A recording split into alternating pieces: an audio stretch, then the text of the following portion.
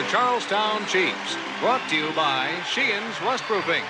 The Chiefs have just come out on the ice for a warm-up period. They're about to try for their 5th consecutive win. They're getting a good round of applause from their own booster club, who have traveled all the way from Charlestown to be here in Peterborough tonight.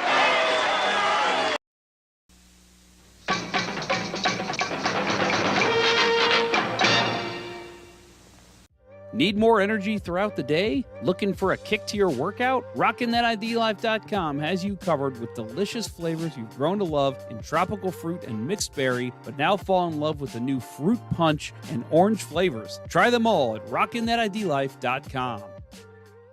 Realtor Mike Burgoyne with Real Brokerage LLC makes the moving process easier. Work with a realtor who plays and studies the game and will work as hard as the boys on the ice to get you the best deal. Check out Mike on the web at strikewithmike.com and jumpstart your move today. That's strikewithmike.com. Welcome to episode 28 of season 11. This is episode number 404 all time of the often imitated, never duplicated. I got my eye on the three of you guys. You pull one thing, you're out of this game. I run a clean game here. I have any trouble here, I'll suspend you. We're the original St. Louis Blues hockey podcast. Try to listen to the fucking song. Let's go Blues Radio. I love the referee's reaction to that too. He's like, sorry. Special thanks to our sponsors, RockinThatIDLife.com, StrikeWithMike.com, and CenterIceBrewery.com. for proudly sponsoring the show. Please check them out. Also, don't forget to check out our t-shirt shop at letsgoblues.com for the very best St. Louis Blues themed t-shirts at a fair price. It is Tuesday, March 14th. It is the 14th. It is. We're streaming live on YouTube, Facebook, and Twitter. To interact with the show on social media, our handle on all the socials is at LGB Radio. I'm Kurt Price, and my co-host for the big show tonight is Jeff Ponder. Bill Day is on assignment. As well as producer Austin. And producer Austin is on assignment too, so it's just us. This is the OG cast here, right? It is. This is the original of Let's Go Blues Radio here. The original 2. It actually it is like the NHL's original 6 is the original 2. Yes. To interact with the show on social media, our handle on the socials is at LGB Radio. The agenda for today includes discussion about the trade of Ryan. No, it doesn't. What? That is old. Where did that come from? Wait a minute. The Blues traded Ryan O'Reilly? Where have I been? We're reading old copy. Yay. No, we're going to talk about a bunch of stuff. A bunch of stuff. The loss to Vegas on Sunday. We're going to have a little fun with our last 5 years of play against the San Jose Sharks.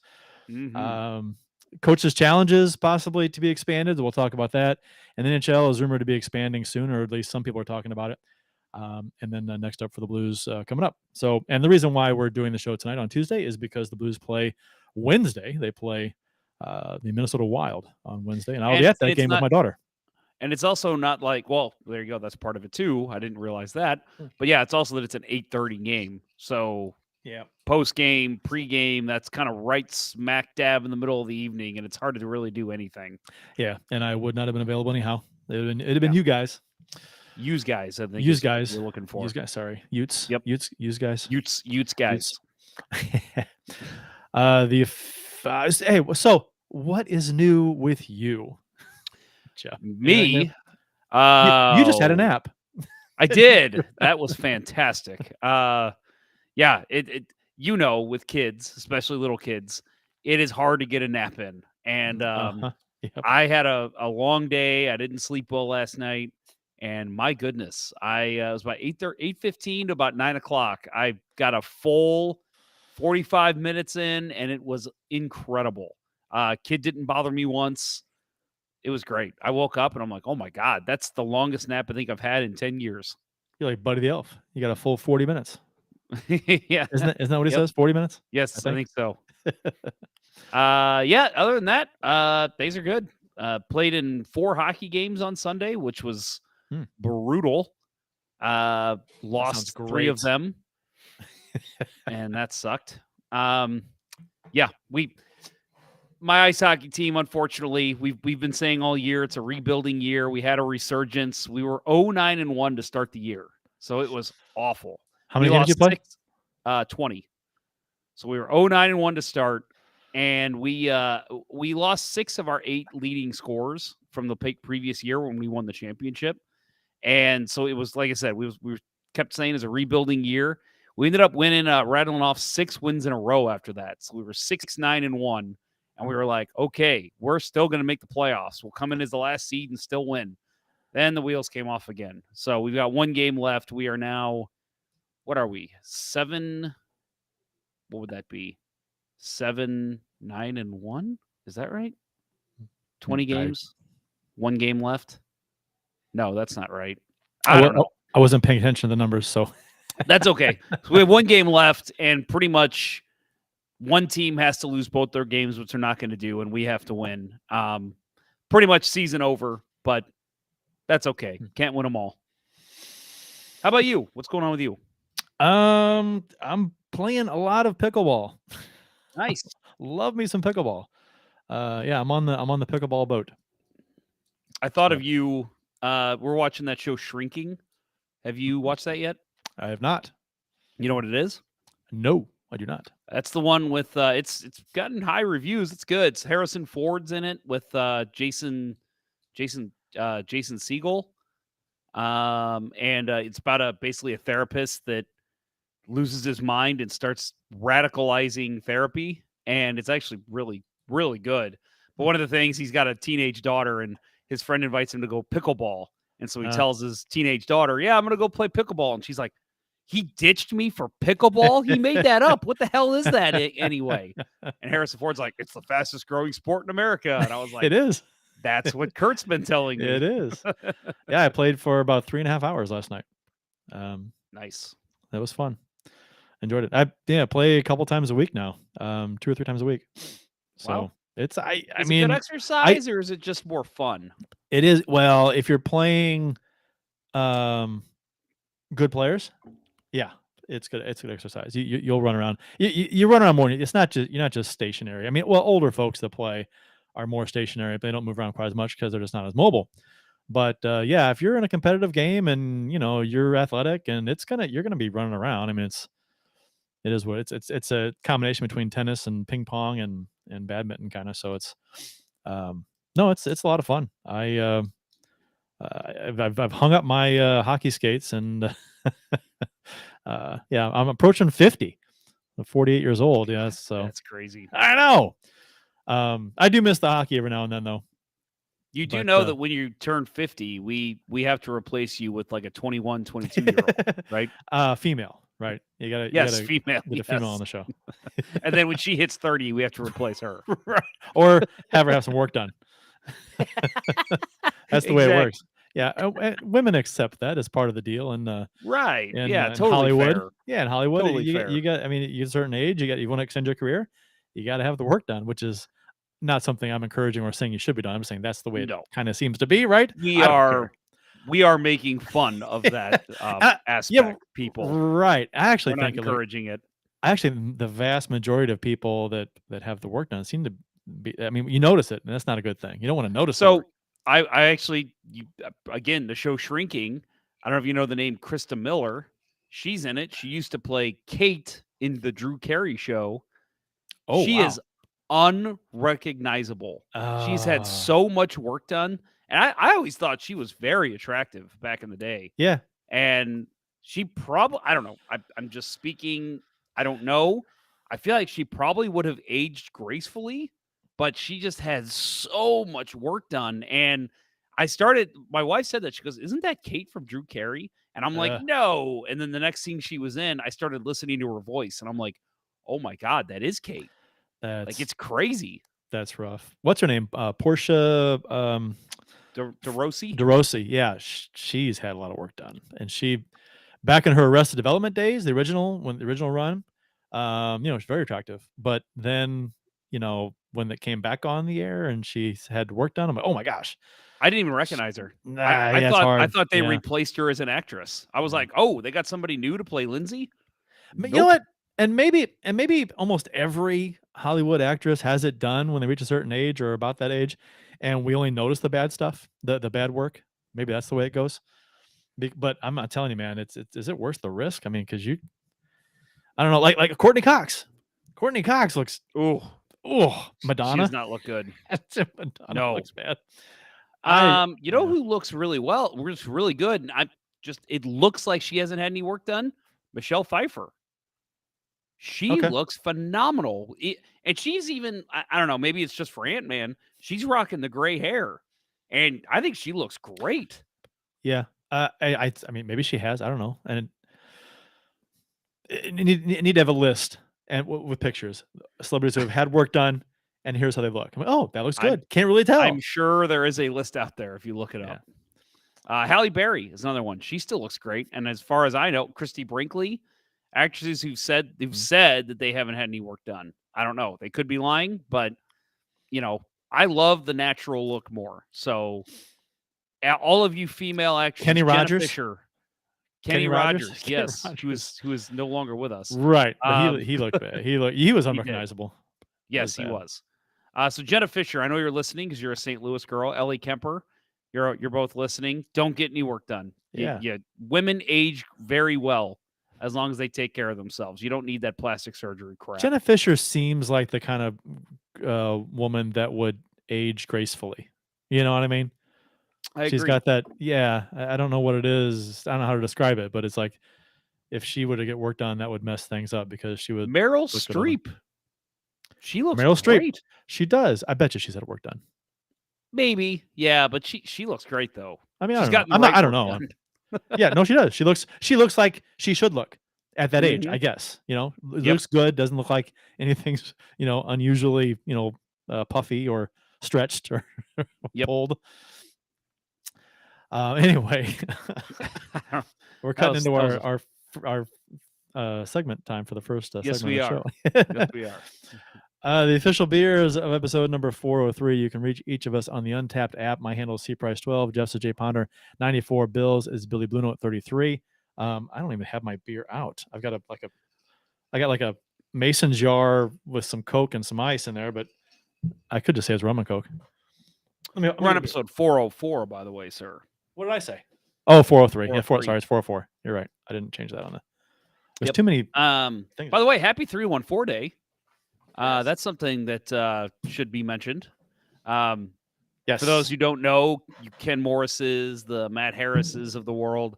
That's our day to celebrate March 14th. 314 is the main area code for the St. Louis area. So we love to celebrate St. Louis that day. My wife said that at her work they had a Fitz's root beer and toasted ravioli sent in.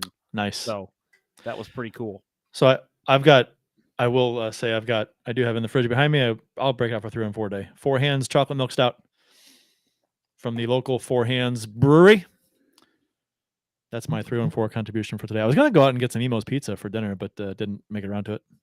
Yep. No, we had breakfast for dinner, which is always a great choice. What waffles or what you have? No, we had eggs, bacon, and biscuits. Okay. Yep. Good stuff. That's almost.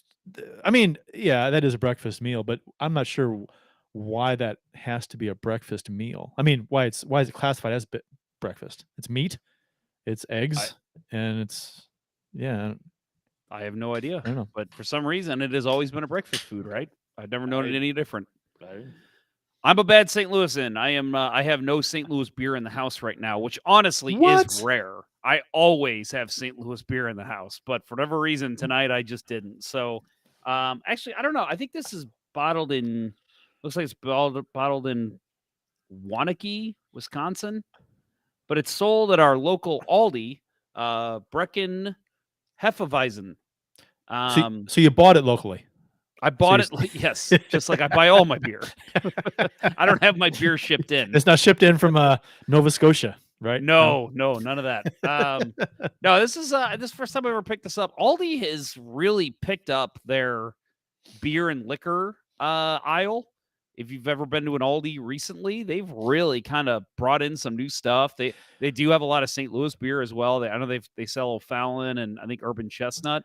How's the pricing for Because they're a discount grocery chain, so how is their price? I mean, for the St. Louis beer, I know it's about the same, but like Okay. these, I got a 6-pack of these, and it was $7.99. It wasn't bad at all, and it's a good beer. It's real tasty. Looks like a Hefeweizen. So yeah, that's my beer. Thank you, Aldi. Since our last show, the Blues have went 2-1-0. Last Thursday was a 4-2 win over the San Jose Sharks. Vrana got his first goal as a Blue in this game. What a goal! What a goal! That was, yeah. I mean, literally just, and you know what? That's what you want to see, though. Just hounding the puck in front of the net. Just slipped it by him, and the angle he was at was pretty tough to put that in. So, good for Vrana getting on the board and sniffing that puck out, because it looked like the goalie had it covered, but clearly he didn't. Right. And apparently we don't lose to San Jose anymore. And we'll touch on that later, in more detail, and we'll have some fun with the San Jose Sharks. And if any Teal Town folks are listening, I'm sure you'll hate it. Saturday was a 5-2 win over the Blue Jackets. Blue Jackets did outshoot the Blues 39-24. Grice was very good in this win, stopping 37 of 39. Kyou got the hat trick in this game. Sammy Blais scores again, 1 goal and 2 assists in this game for him, 3 points. And at this point, after this game, both Tarasenko, this was 14 games after the Tarasenko trade. Both Blais and Tarasenko had played 14 games with their new teams. And Blais has 4 goals, 4 assists, 8 points. And Tarasenko has 4 goals, 5 assists, 9 points. That has just got to grind the gears of Rangers fans, right? I laugh. Not just that Blais, not just their neck and neck in terms of points, but the fact that Sammy Blais is doing anything for the St. Louis Blues. He had 0 goals with the Rangers in 50 some odd games, 54 games, whatever it was. He had injury issues there, but he played 54 games, so and no goals, not a single goal. Yep. And his game back, the first game back here, he gets a goal. It's so funny. Yeah, first game back here, and he's playing great. Very good hockey. Looks really comfortable in this lineup. You got to think, it is that, and I think this is why, when people were, not a lot of people were, but I did see some people saying, oh, he's going out and getting these bottom feeding players like Kapanen and Vrana. But you look at Sammy Blais and you say, hopefully this guy is just a change of scenery guy, or I guess in Blais' situation, it's a return to scenery. Right. But and that's what you hope. And we'll talk about Vrana here again in a minute when we talk about the Vegas game. But Vrana has looked great. Again, small sample size, but Vrana has been one of the best Blues forwards since he joined the lineup last week. And it's with Vrana and Kapanen, it's an injection of speed. Kyou is extremely fast, but we don't have a lot of we're not a fast team really besides Kyou. But Vrana and Kapanen, they're both fast, and I think Armstrong had mentioned the league is moving faster, and I mean, we could have told you that the Blues were slow in comparison, but the right direction, right? Bottom 6 guys with speed, and that can produce. Blais, I've always liked Blais as a bottom 6 guy who can produce. He hits and he produces, and he's a bottom 6 guy, and he's not going to be expensive. He signed on for another year, so we'll have him next season. I like it. I like him. I like Kapanen. I like Vrana. I like the direction the bottom 6 is going. Toropchenko. I agree. I mean, yeah, I agree. I think start of this year, and listen, you want to talk about, yes, the Blues have clearly gotten worse since the start of the year, lost a lot of talent, but in one area they've improved, it's that bottom 6. They went into the year with, comparatively speaking to other Blues teams, a pretty weak bottom 6. And now we're seeing this team thrive in its bottom 6. And I'm obviously it's not translating to a ton of victories, but you hope that next year and beyond, if they re-sign Vrana and Kapanen, that they continue to produce at this level. And you say, okay, Blues pretty well-rounded team with this great bottom six down there. Well, you've got chunks of the team to look at, right? You got your bottom six, you got your top six, and you got your defense and your goaltending. So I think the bottom six is rounding out for next season. Top six needs some work. Defense needs some work. But defense needs some work in a sense where they need really a number one defenseman, and I don't know how they're going to get that. Without a number one defenseman, I don't see this defense getting any better. So I mean, unless they get some major earth-shaking moves on the offseason with moving some no trade clauses, I don't know. We'll see. I think yes, I agree. They need a number one defenseman, but I think they just need a shakeup too. At least one of these guys needs to go just to shake it up and make a change. But what do we do first and foremost before moving any players? What do we do? I'm asking you. Fire Van Ryn for there sure. You go. There you go. I mean that. I understand now why he's here. Like, why bring in another guy? Like, you want to have the best. You're going to have more available coaches to fill in that spot over the summer, I suppose. But yeah, I mean, early in the season when it was clear this defense was the problem, that should have been. I'm sorry, that's a miss by Doug Armstrong. This defense ain't performing.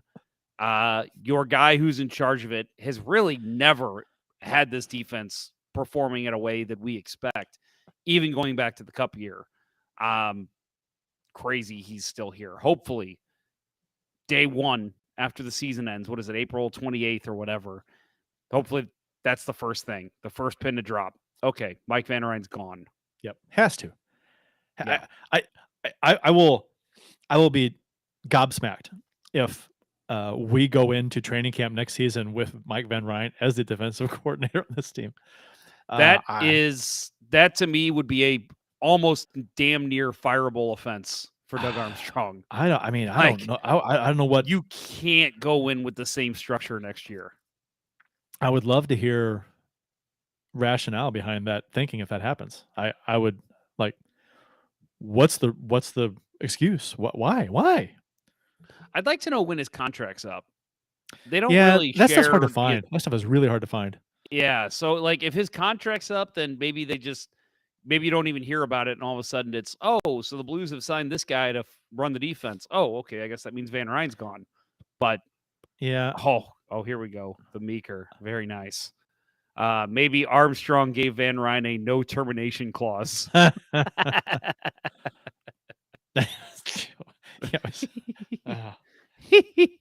NTC, no termination clause.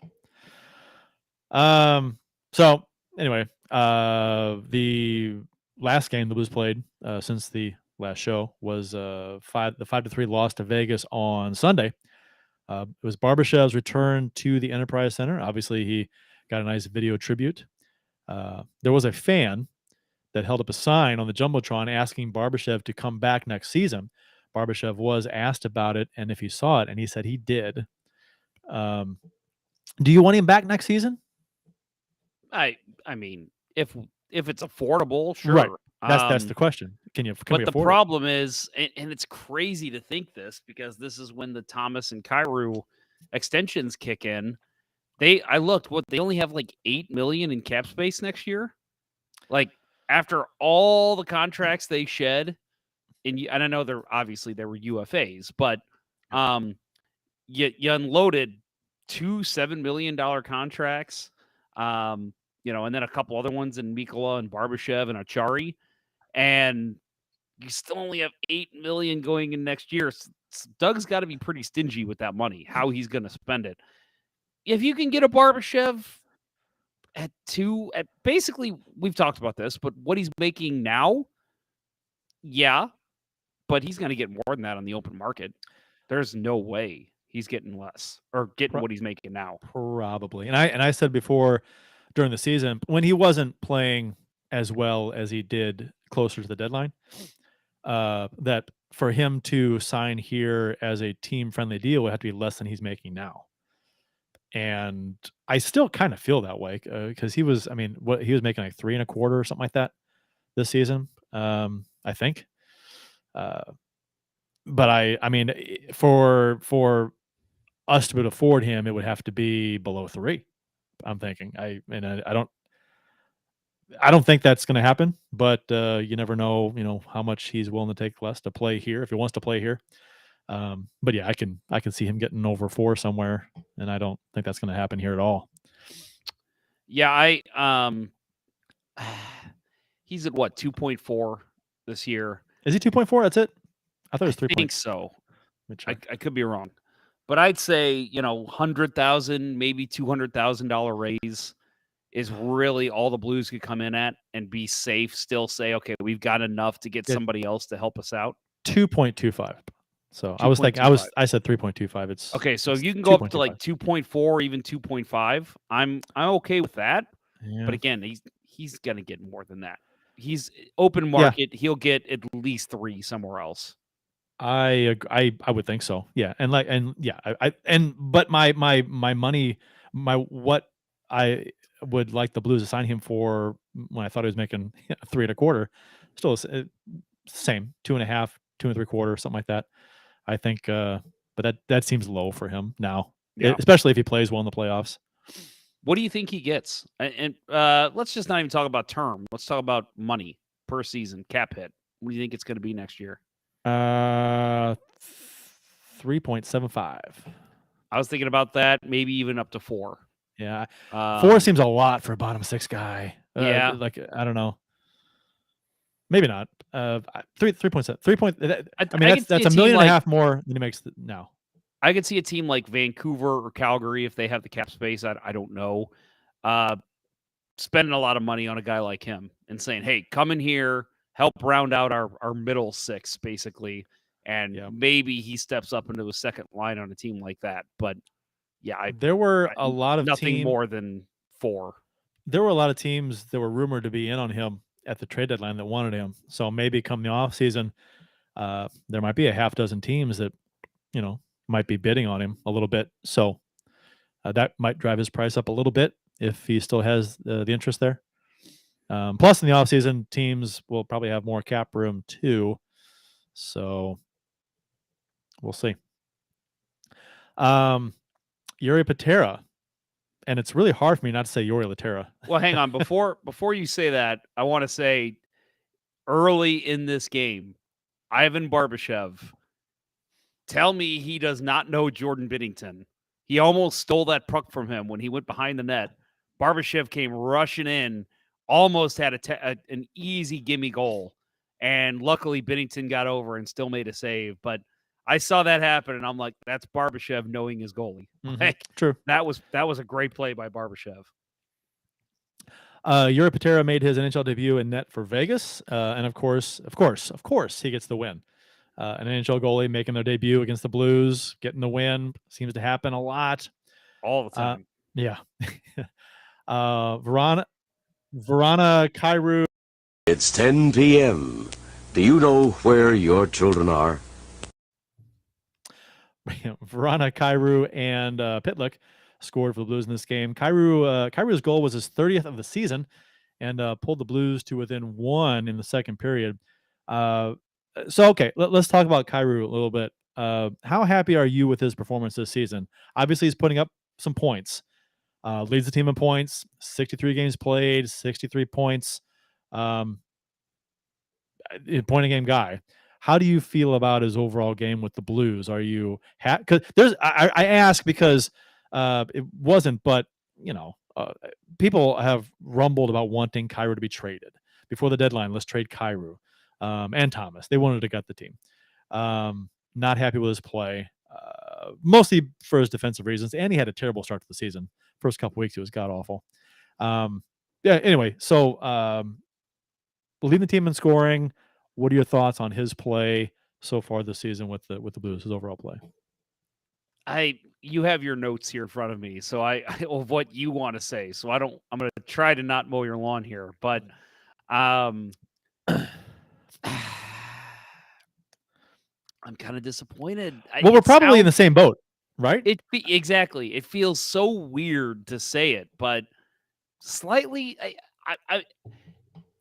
the softest 30 goal scorer that I've ever seen. Like, I mean, I hate to say it that way, but it's like, man, he can score some excellent goals. He's got the speed.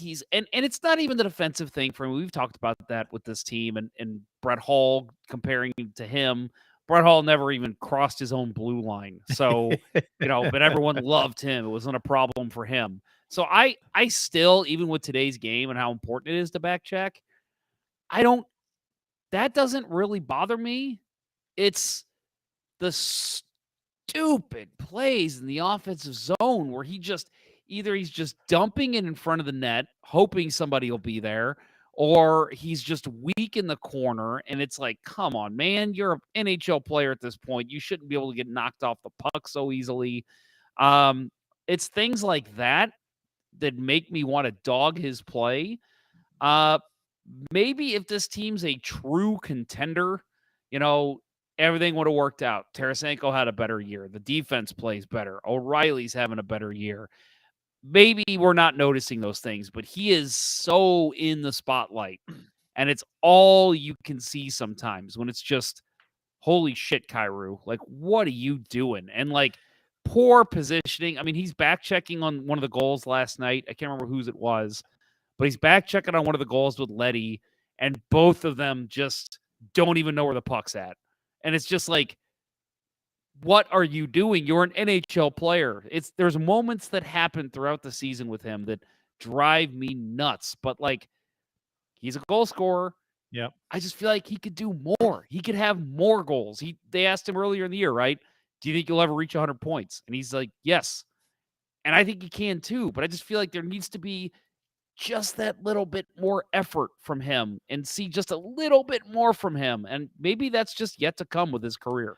I think what bothers me about him so I mean, a point a game guy, hard to complain about production from a point a game guy. But here we are. And that's interesting because I think he lacks too often. I think he lacks that killer instinct in the offensive zone. I think he passes up opportunities that he may have, or may wait too long to make a decision in the offensive zone, and that hurts his production. And I think the sky is the limit for what he can do if he can get his head on straight and be more consistent and aggressive in his play and his drive towards the net. I think his own zone play has been analyzed to death. It needs a lot of work. And I think a lot of can be created off of better own zone play. I think if you're more responsible in your own end, you're giving up less chances. You're taking the puck away and you're moving back the other direction. So, and you're going to get some more chances that way too. And just being a better defensive player in general would help you maintain possession in the offensive zone and the neutral zone and mess up their transition coming out. So, 63 points, 63 games. It's great. But it's so weird to say that he could be getting more. And I think a lot of fans and people would agree with that. I'm not angry with his play. I'm just like, I see so much more potential that he can get to.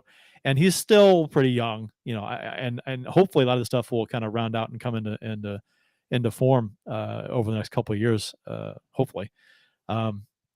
Same thing with Thomas. I think he's getting there in own zone play and defensive play, but he still needs a lot of work.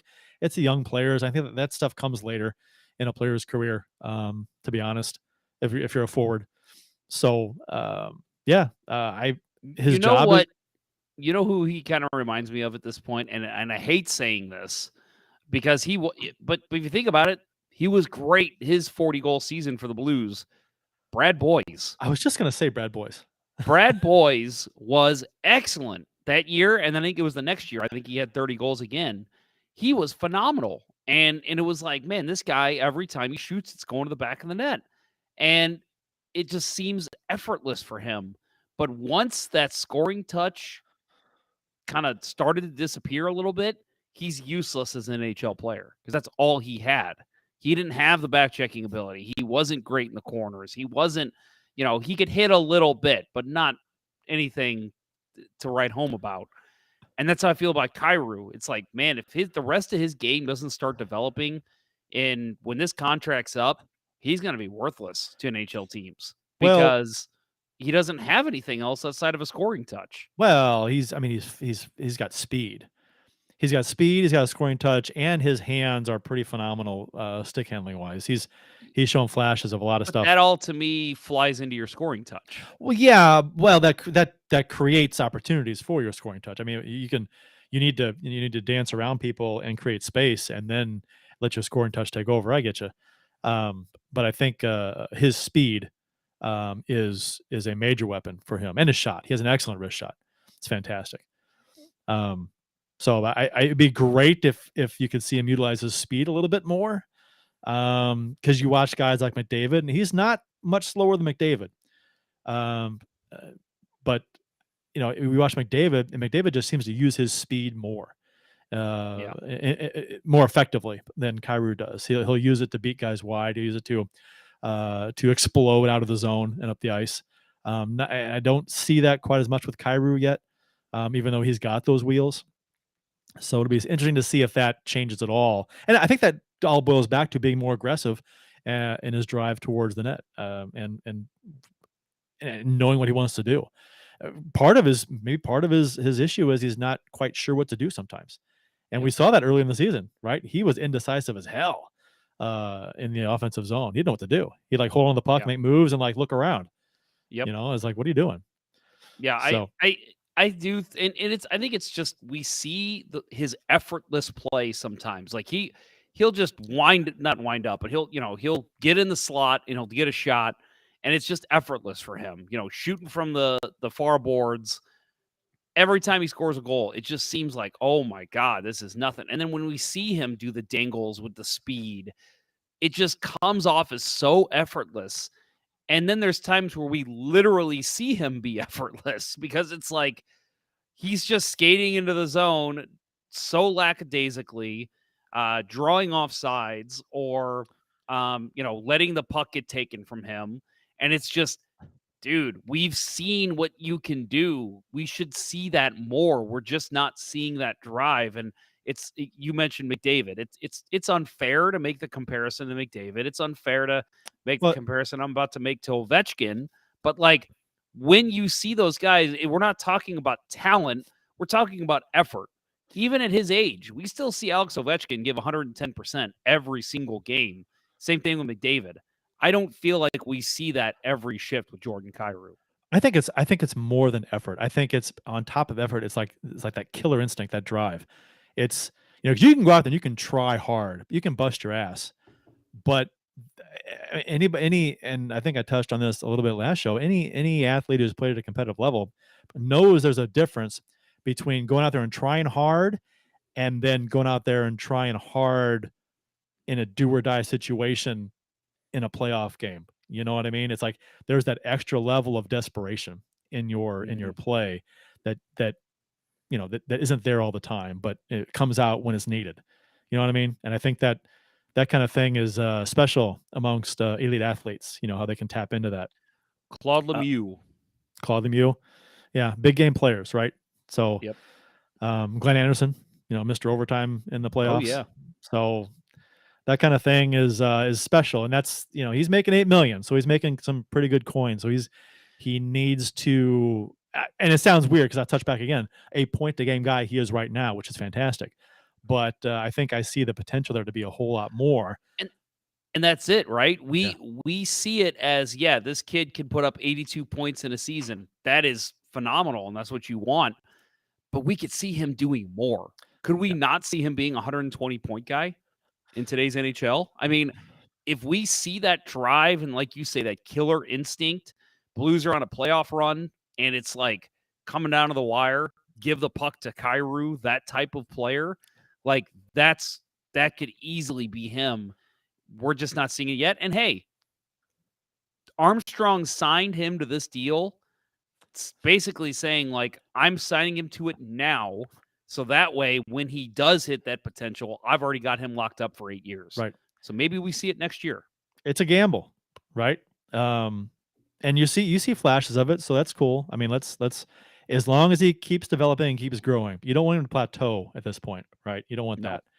So because you can see so much more. I think if he puts up 50 goals, I mean, he's going to be. You can ignore the defensive lapses, right? If he can do that, if he can put up 100 points and 50 goals, and if he's still not a great defensive player, you kind of like, well, he's contributing so much offensively that you can excuse the defensive lapses. It's a Brett Hull situation, right? Yep. I mean, Brett Hull was not great in his own end for a long time until he went to Dallas and became a little bit more in his elder years, right? In his later years, he became a little more responsible defensively under Hitchcock in Dallas. So, and that's where his game became a little more well-rounded, and he won a cup there. So, yep. And that's what I'm hoping for with Kyou. I just hope that, and it's not even I'm wanting him to play more defense. I actually feel like I'm okay with your leading scorer not being a defensive specialist. I mean, we see that with Ovechkin. And well, not McDavid. That dude never stops skating. But we see it, and it works. It works as long as guys are putting the points on the board, carrying and leading the offense. And I think we just need to see that a little bit more. Like I said, I feel like he's almost there. He's on the cusp of it. So maybe next year we see, I hate to say break out because he's a 30-goal scorer at this point already, but see him break out and just kind of figure it out that little bit more next year. And we'll see. Maybe it becomes, again, it'll be tougher. It'll be his first full year as the guy who's definitely drawing all the attention from the opposing defense. But I mean, if you've got the talent, you can make it work. Again, Connor McDavid, not to compare the two, but Connor McDavid clearly draws all the top defenses in the NHL, and he's still going to put up over 150 points this year. So you can make it work as long as you know how to figure it out and work around those defensive guys that are going to put all their effort on you.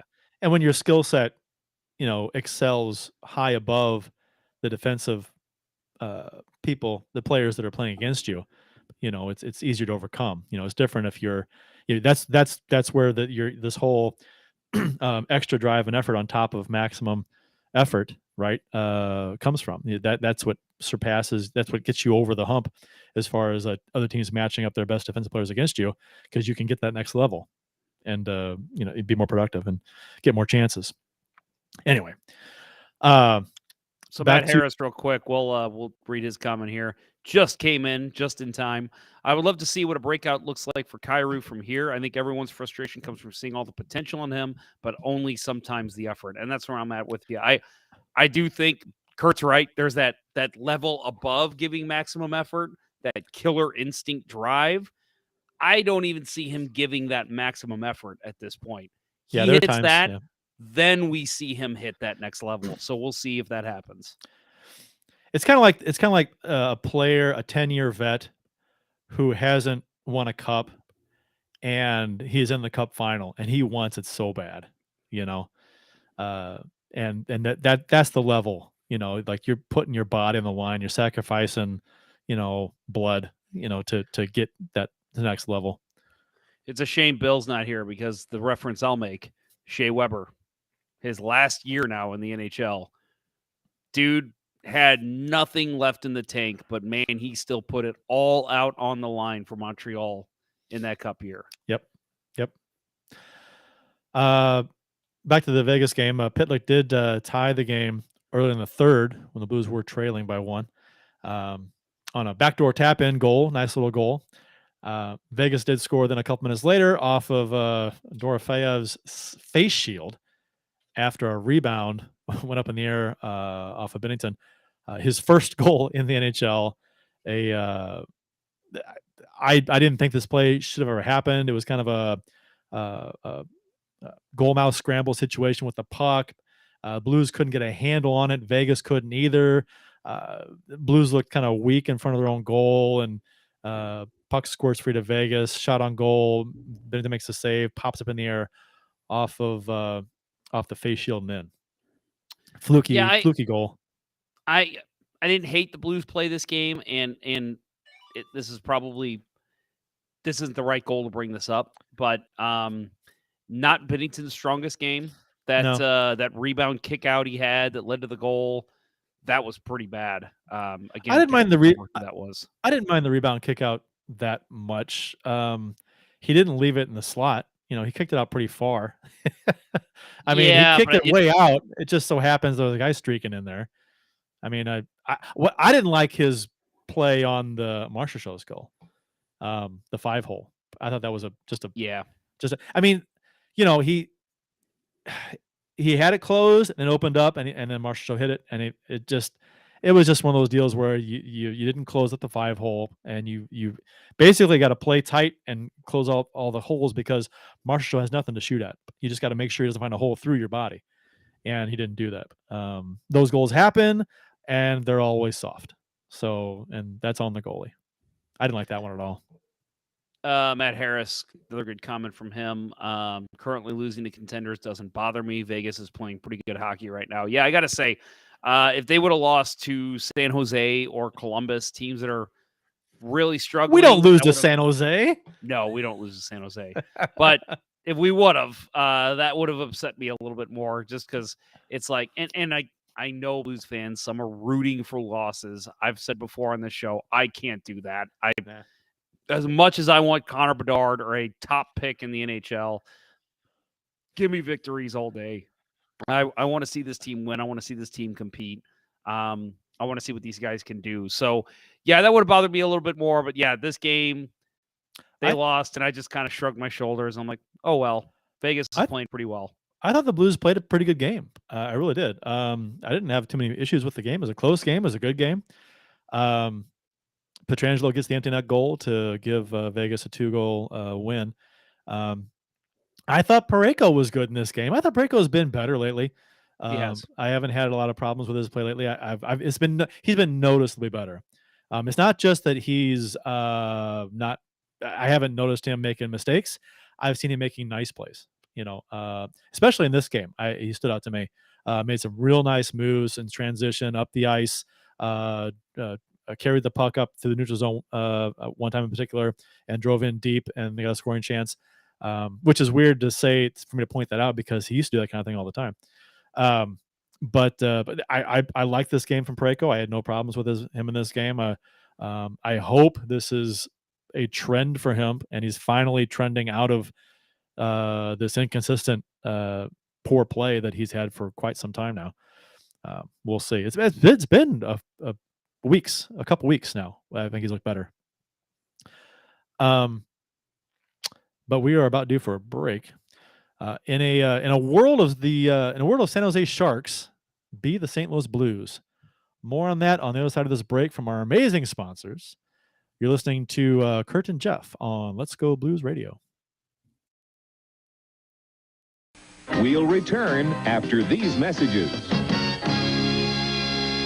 Every beer league hockey night, I grab my hockey bag and sticks and throw them in the trunk of my car. And the very next thing I do, I mix up a boost of energy courtesy of RockinThatIDLife.com. It's formulated to break up its delivery in 3 ways, which helps me get through all 3 periods of hockey. Phase 1 provides a rapid onset of energy, concentration, alertness, and motivation. By period 2, I'm receiving a dose of sustained energy, increased focus, metabolism, cognitive function, performance, and feelings of well-being, which I need with the way I play. In Phase 3, I'm getting fatigue protection without jitters and crash, an elevated mood, and a reduction of fluid retention to help me make the big play when it counts. This same triphasic approach helps me when I drink it during work hours or simply just for a pick-me-up when I need it. Try one of the 4 energy flavors by visiting RockinThatIDLife.com, but make sure to email Dustin at RockinThatIDLife@gmail.com and tell him Let's Go Blues Radio sent you to receive an additional 10% off your order. That's RockinThatIDLife.com. Center Ice Brewery is a beer lover's dream for hockey fans. Based in St. Louis, Missouri, owner Steve Albers has been brewing hockey-themed favorites for thirsty sports fans since 2017.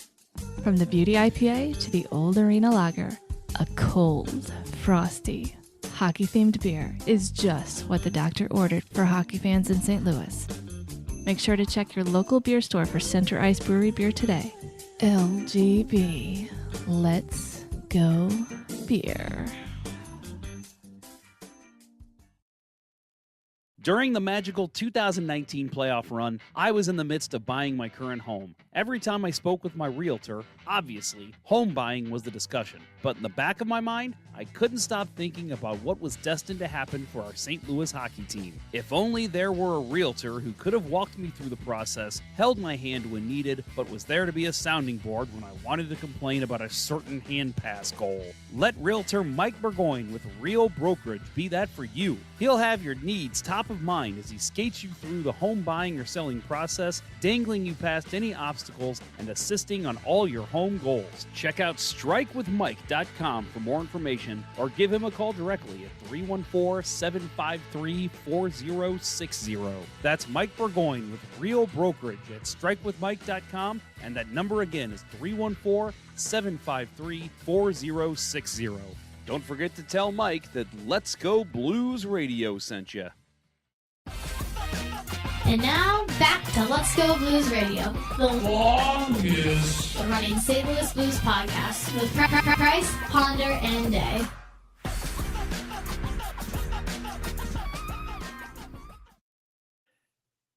In a world full of San Jose Sharks, be the St. Louis Blues.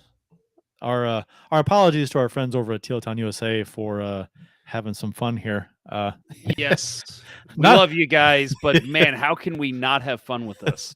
Not a lot has gone right. This has not been a fun season. No, for anybody, for either of us, either team. So not a lot has gone right this season for the Blues, but if we can enjoy one thing, it is our play versus the San Jose Sharks.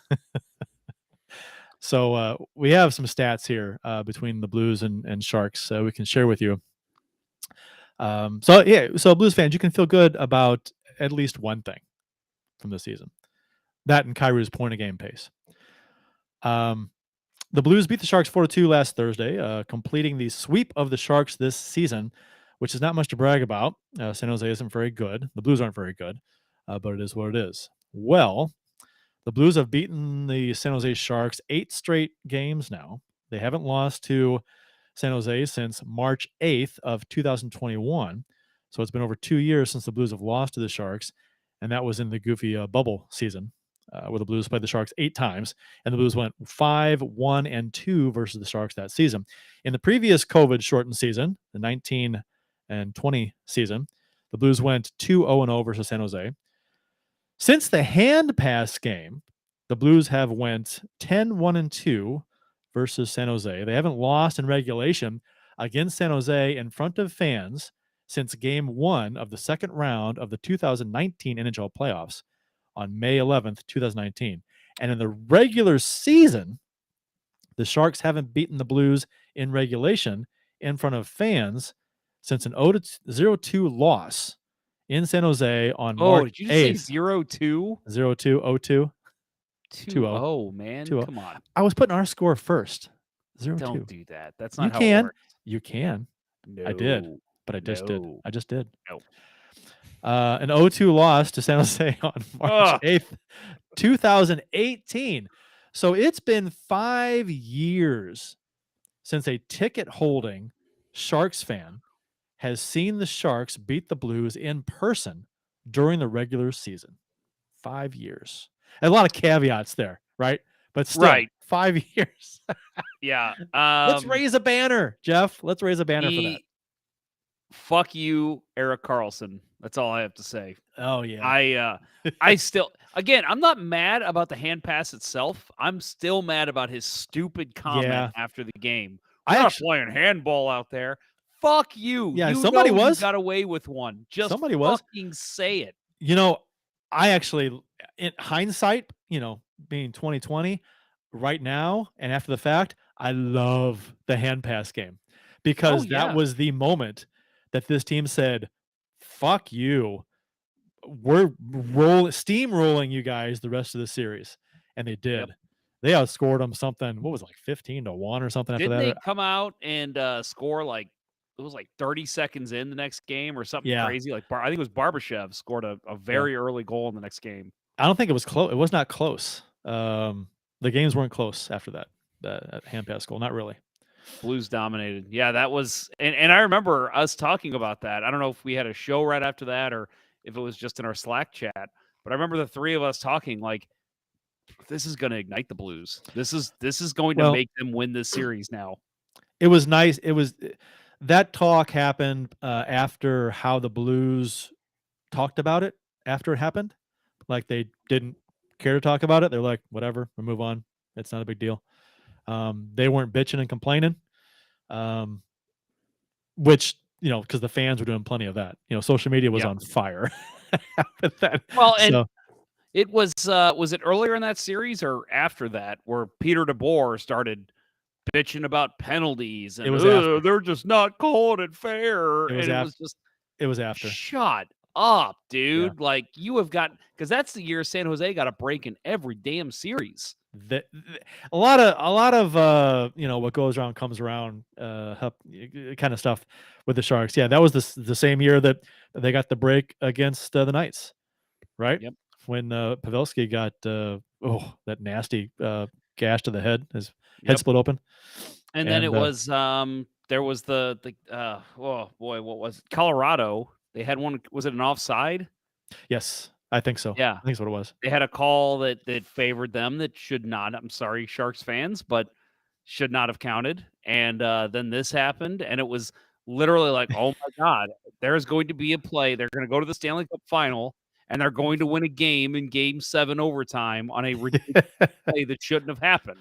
But luckily, the Blues shut them up at that point. It was like a light switch. It was that extra killer instinct, right? Past maximum effort that the Blues had, and the Sharks had no answer for. And then, like I said, Peter, I can't wait. What's Peter DeBoer going to bitch about this season, right? Like, because he's the coach of the Knights. Yeah. What's going to happen in the playoffs? There's going to be a game where there's a bad penalty called. Oh, we lost because the referees don't know what they're doing. With all apologies to Barbashev, I cannot root for the Vegas Knights. Not a chance in hell. I don't like DeBoer. And I it's going to sound petty. I like to see Pietrangelo lose, even though I like the guy. I just, leaving, turning down the offer here, go and sign him to Vegas. I'd like to see him not win again because of that. Or, so I don't want to see him wim elsewhere necessarily. I don't petty, vindictive, sure, whatever. I don't hate the idea of him winning. It's just I don't want to see him do it with Vegas. Yeah. If he were to waive his NT or NMC and go somewhere else, I'll root for him. But yeah, I don't, because it's accompanied with the Vegas thing. I don't want to see DeBoer. I don't want to see their management. I hate their management, their GM, the way they treat players. Yeah. Sorry, Barbie. Sorry, Petro. Can't root for that team. No way. Yeah. It's funny how they went very early on in their storybook run in their first season to the final, how fans latched onto them as a team to love, right? I did. Yeah, a lot of things. And then they very quickly, within like a 2 or 3 year span, they went to one of the most hated teams in the league. Oh, yeah. Because of how they treated the players and how they went about things. Yeah. Over the summer, let's see. No, it would have been the summer. It was actually the year, so it would have been early in 2019. So it was like January or February. I was in New York, and I went to the NHL store, and they had a section that was just like breast cancer awareness stuff from all the teams. Unfortunately, there was no blue stuff to be seen anywhere. But they had a Golden Knights breast cancer hat. And I was like, oh, sweet. I'll buy that. I love the Golden Knights. And I literally wore that hat one time, and it was almost instantly. I'm like, fuck the Golden Knights. So now that hat is useless to me. Yeah. No one likes them outside of Vegas. It's kind of like Boston. No one likes the Bruins outside of Boston. Although, what was it? BK and Ferrario said, let's root for Boston. You know what? Okay. People with bad hockey takes I'm not going to even listen to their on who to follow. Yeah, I can't. I don't know how anyone could, especially with the Blues in the Stanley Cup final and all the shit that happened, and Brad Marchand, and come on, man. I get like wanting the best for Jim Montgomery. I see that, but like that's it. That's where it ends. Montgomery wasn't even here that long. It's not like he was here 10 years. He's a former Blue too. And a former river otter. Yeah, but not that long. How long was he here? Like a year and a half? 2 years? I don't even think he played 82 games. Okay. So I mean, his time here was, he wouldn't have got a video tribute. Let's just say that. He didn't. No. I mean, no, he didn't. I guess as a they didn't coach, do video. it's hard to do that. They didn't do well. Head coaches would get one, but they didn't get a video tribute back in the day when Montgomery played. I don't think. They did that kind of thing. No. Matt Harris, I like Logan Thompson. That's it. Yeah, I actually agree with that. He's had an interesting story. I'm rooting for that kid, but man, I can't root for that organization. It's Boston. No, he's talking about Vegas though. But yeah, right. Well, yeah, but as far as Boston goes, I can't root for anything Boston. I mean, not. Back in the day when I was a kid, I was a Red Sox fan because it was kind of fun. They hadn't won. Ooh. This was way before. Oh, they were terrible. Oh, but they weren't very good. Yeah, and they hadn't Right. won in forever. Yeah. And I was rooting for them against the Mets in 86. So, because Mets were pond scum back then. So, yeah, they still are. Yeah. And so Boston, and I wanted Boston to beat the Mets so bad. And I think that's when I started liking Boston. And then they lost, and I felt bad for them. So I wanted them to win. But then, come the Patriots, and then the Red Sox start winning like crazy. It's like, no, fuck. 90s, I didn't hate the Bruins. I liked Cam Neely. I liked Ray Bork. I did too. Loved Neely. Loved Bork. Clearly, your man Adam Oates goes there. Adam Oates. Then I liked Andy Moog played there. I had Defoe. Defoe. I had Defoe in my fantasy league. Yeah, I had him for a while. Yeah, so I was, and they played in the old Boston Garden, right? It was the old building. It was just cool. There was a lot to like about the Bruins back in the day, back before they started winning. Yep. So, but you can't. I don't get that. I don't get anyone who could root for Boston really anywhere outside of being a Bruins fan. Right. Like I don't. The fans are so annoying. The team's obnoxious. You can't root. You just can't root for Boston. I don't get that. I don't either. I don't know where that comes from. It's like, are you not paying attention to anything? Ken Morris, our friend up in Halifax. Well, yeah, is he in Halifax? Right? He says my city, Halifax.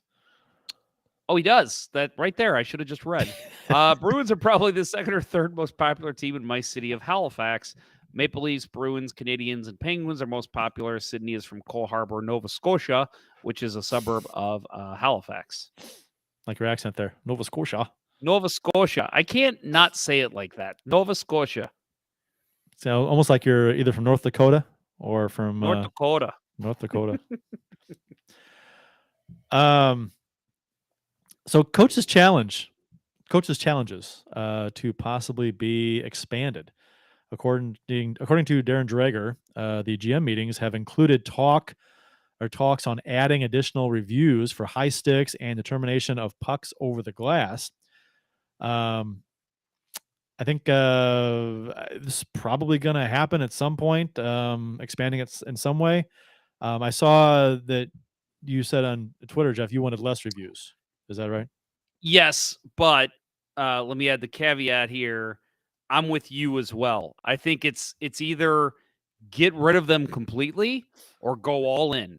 None of this it's too in between. It's picking and choosing. Well, you can review this, but not this.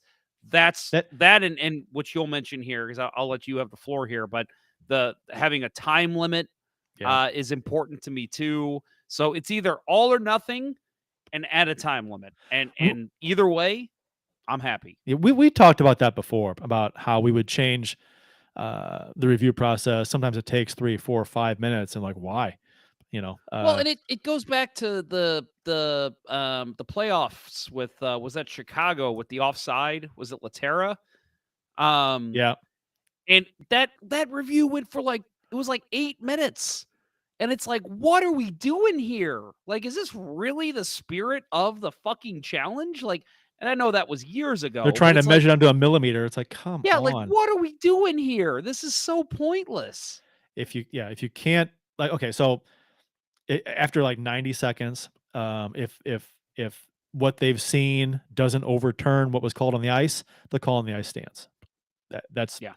The screen is cut off. They have no option to go longer. The feed is Right. dead after 90 seconds. That's it. That's Yeah, all and they there get. should even have a little timer up in the box or up Yeah. in the iPad, and there could even be a timer on the fucking clock on the giant big screen. It's like this is how long they have to review this, and that's once it's done, like you said, boom, feeds cut off, done. Make your decision.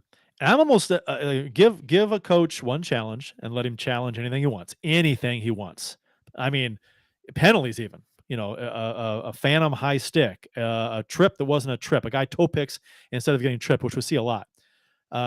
Challenge that, and if they win the challenge, then they get their challenge back, and they can do it one more time if they want. That's it. They have 2 challenges tops. All goals are reviewed by Toronto, every single one. You don't have to challenge if you're a team, if a goal was good across the line or whatever. Every single goal is challenged by is reviewed by Toronto to make sure it's a good goal.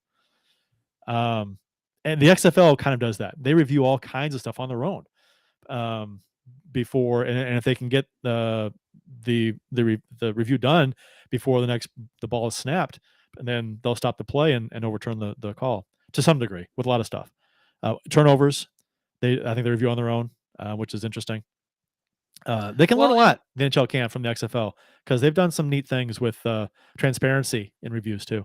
Oh yeah, no, and one thing I've never understood, because they say the NHL reviews all scoring plays. So you're telling me there are plays where the NHL in Toronto is just sitting there going, ho, that one wasn't a goal, but let's not say anything. Like, really? That's happening? Like, what the hell? Come on. I'm talking even. I'm not just talking across the line. I'm talking like goal interference.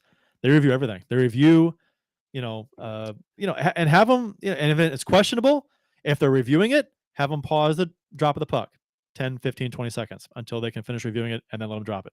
That happens sometimes where they'll be reviewing the goal and they'll let them drop it, but they don't review on their own for goal interference, possible high stick. I don't think they review if a puck crosses the goal line, but let them review every goal for every reason why it couldn't go in. I don't, and then the coaches' challenges can be for offsides, penalties, over the glass, whatever. I think that's a I think you'd have a lot fewer issues, and then cap it as a time limit, 90 seconds. I think every fan would agree with that. Yeah, it's got to be obvious. It's got to be obvious. And like there was a moment, and we talked about it on the show before. It was a game that Bill and I were both at. I want to say, I keep getting them confused. I think it was the Islanders game in like November, where there was a goal scored. There was potential for goalie interference. Actually, his name keeps coming up. I think it was Barbashev. And I think it was Nick Leddy scored the goal. And the Islanders didn't challenge right away, but I guess the referees were conferring, and they talked for a good 2 minutes. And then by the time they're ready to drop the puck, then the Islanders throw the challenge flag. Because they reviewed it. They had and it's time. Like, what is going on? Why did you give them that much time to review that? Like, yeah. What are we doing here? This makes no sense. So, yeah, I am all for a time limit. And in a situation like that, tell the referees, if you're not going to call it right fucking away, drop the puck. Do your normal, 20-second rule between puck drops. Like, don't take that time and give the team that much time to confer on their own and figure it out. And that's where my thought. That's where my thought for Toronto reviewing every single goal and not allowing a puck drop until they give the go ahead, until they're done. And not a long review, not 2 minutes, but 30, 40 seconds if they need it, just to make sure that across the line, make sure there's no interference. And then if there is possible interference, then they'll review it up to 90 seconds or whatever, and then make a judgment. That I think every goal. And it may at times, lead to a minute delay in a puck drop, but I'd feel much better about them reviewing every goal than to all of a sudden a team not be able to challenge a play right? Yeah. Because and a goal wasn't a goal, and it should have been. I don't know. Yeah. I don't know. Like I said, and you referenced it when we started this conversation that, on Twitter, my response was less reviews, please. And that's just because if the current system stays in place and it's, let's just kind of add to that, pick and choose Yeah, what I gets don't. reviewed, Right. then let's just fucking do away with it. None. Give me none. I don't want reviews. I want, hey, that guy was offside, but the referee missed it. Too bad. It I seems would so. have that over what they have now. It seems so arbitrary to say, well, let's let him review this, but not that. Like, why? Why not? Again, I've like said hand this pass goals weren't reviewable until oops. We'll circle back to the San Jose discussion again. Now they are because there was an incident. You know what? You know how to avoid incidents to where you have to add a reviewable play later after the fact? Just let everything be reviewable. Everything. Challenge anything on the ice that happens. Challenge it. Now, obviously, a coach is not going to, waste a challenge on some stupid nonsensical thing. It's going to be an important moment, more or less. So do you still have the penalty if they're wrong? Do you include that in your idea? So let's say it's a high stick. No, they miss it. No, the and penalty. So he says, "Hey, I want to review that." No, So you say no penalty if he's wrong? The penalty is losing your challenge. And the reward is getting to keep it for one more challenge if you want. So you get up to 2.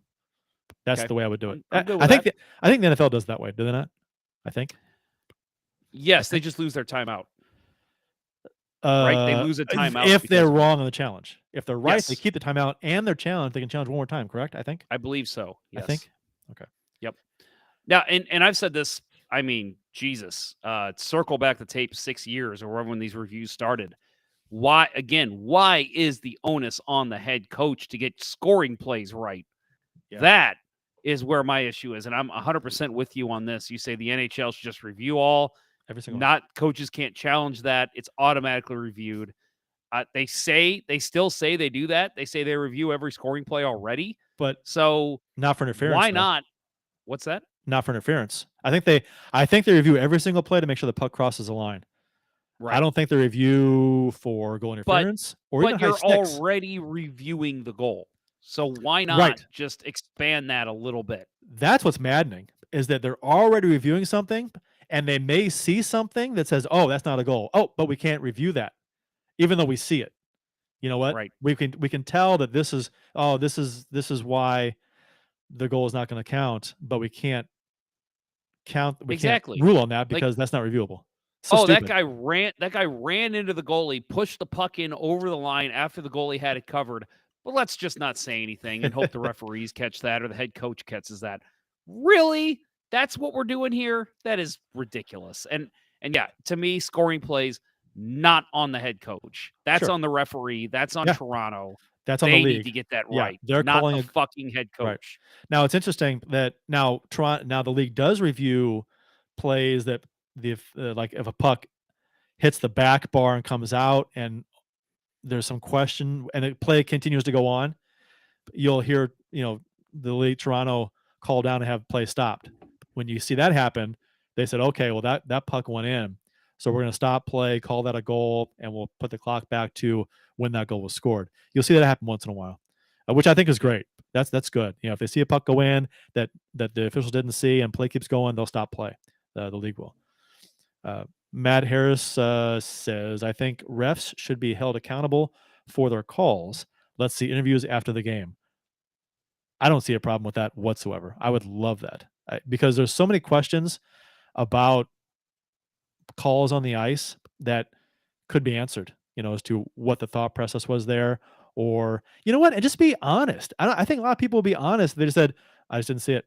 I didn't see it. I was looking at this, didn't see it, missed it. And I think that would happen a lot, actually, because that happens in every sport. Officials miss plays all the time, and it's just you don't see it. Yeah, you didn't think it was a penalty. You didn't see it. Let's ask Tim Peel what he thinks. It'd be interesting. Do you know who he is? You talking to me? I'm making a comment about what he said to a couple kids that were reffing a game. Yeah. You know who I am? I can't believe he pulled that. Come on, man. You're a crappy ex-NHL official. Come on. Who was forced to retire. Yeah, right. Yeah, he's active on social media though, or is he still? I haven't seen him in a while. Well, I think he's hiding a little bit, which he probably should. Okay, because he was really active on social Yes. media, and he was a guest on somebody's. He had a podcast. Does he still have that? He had a podcast with somebody. I don't know. Yeah. All I know is that when I went to the Blue Note Cup game last weekend, 2 weekends ago, and I saw him there, I was like, "You should not be here, sir." But what are you gonna do? Yeah. All right. So I think we're kind of in agreement there with you. I think most fans are probably in agreement with what we said, right? I mean, maybe some fans would take your statement a bit further earlier today with no reviews. They'd probably want no reviews or challenges at all. Which, And again, I'm okay with that over what we have now.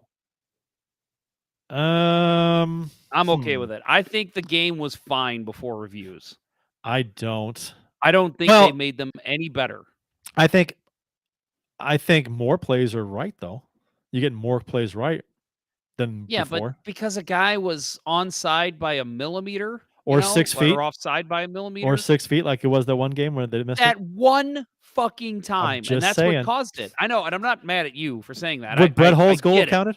Would Brett Hull's goal have counted in the final? No, but you don't think he had that wouldn't possession? have counted anyway because they would have reviewed it. It's because it was the final goal of the season.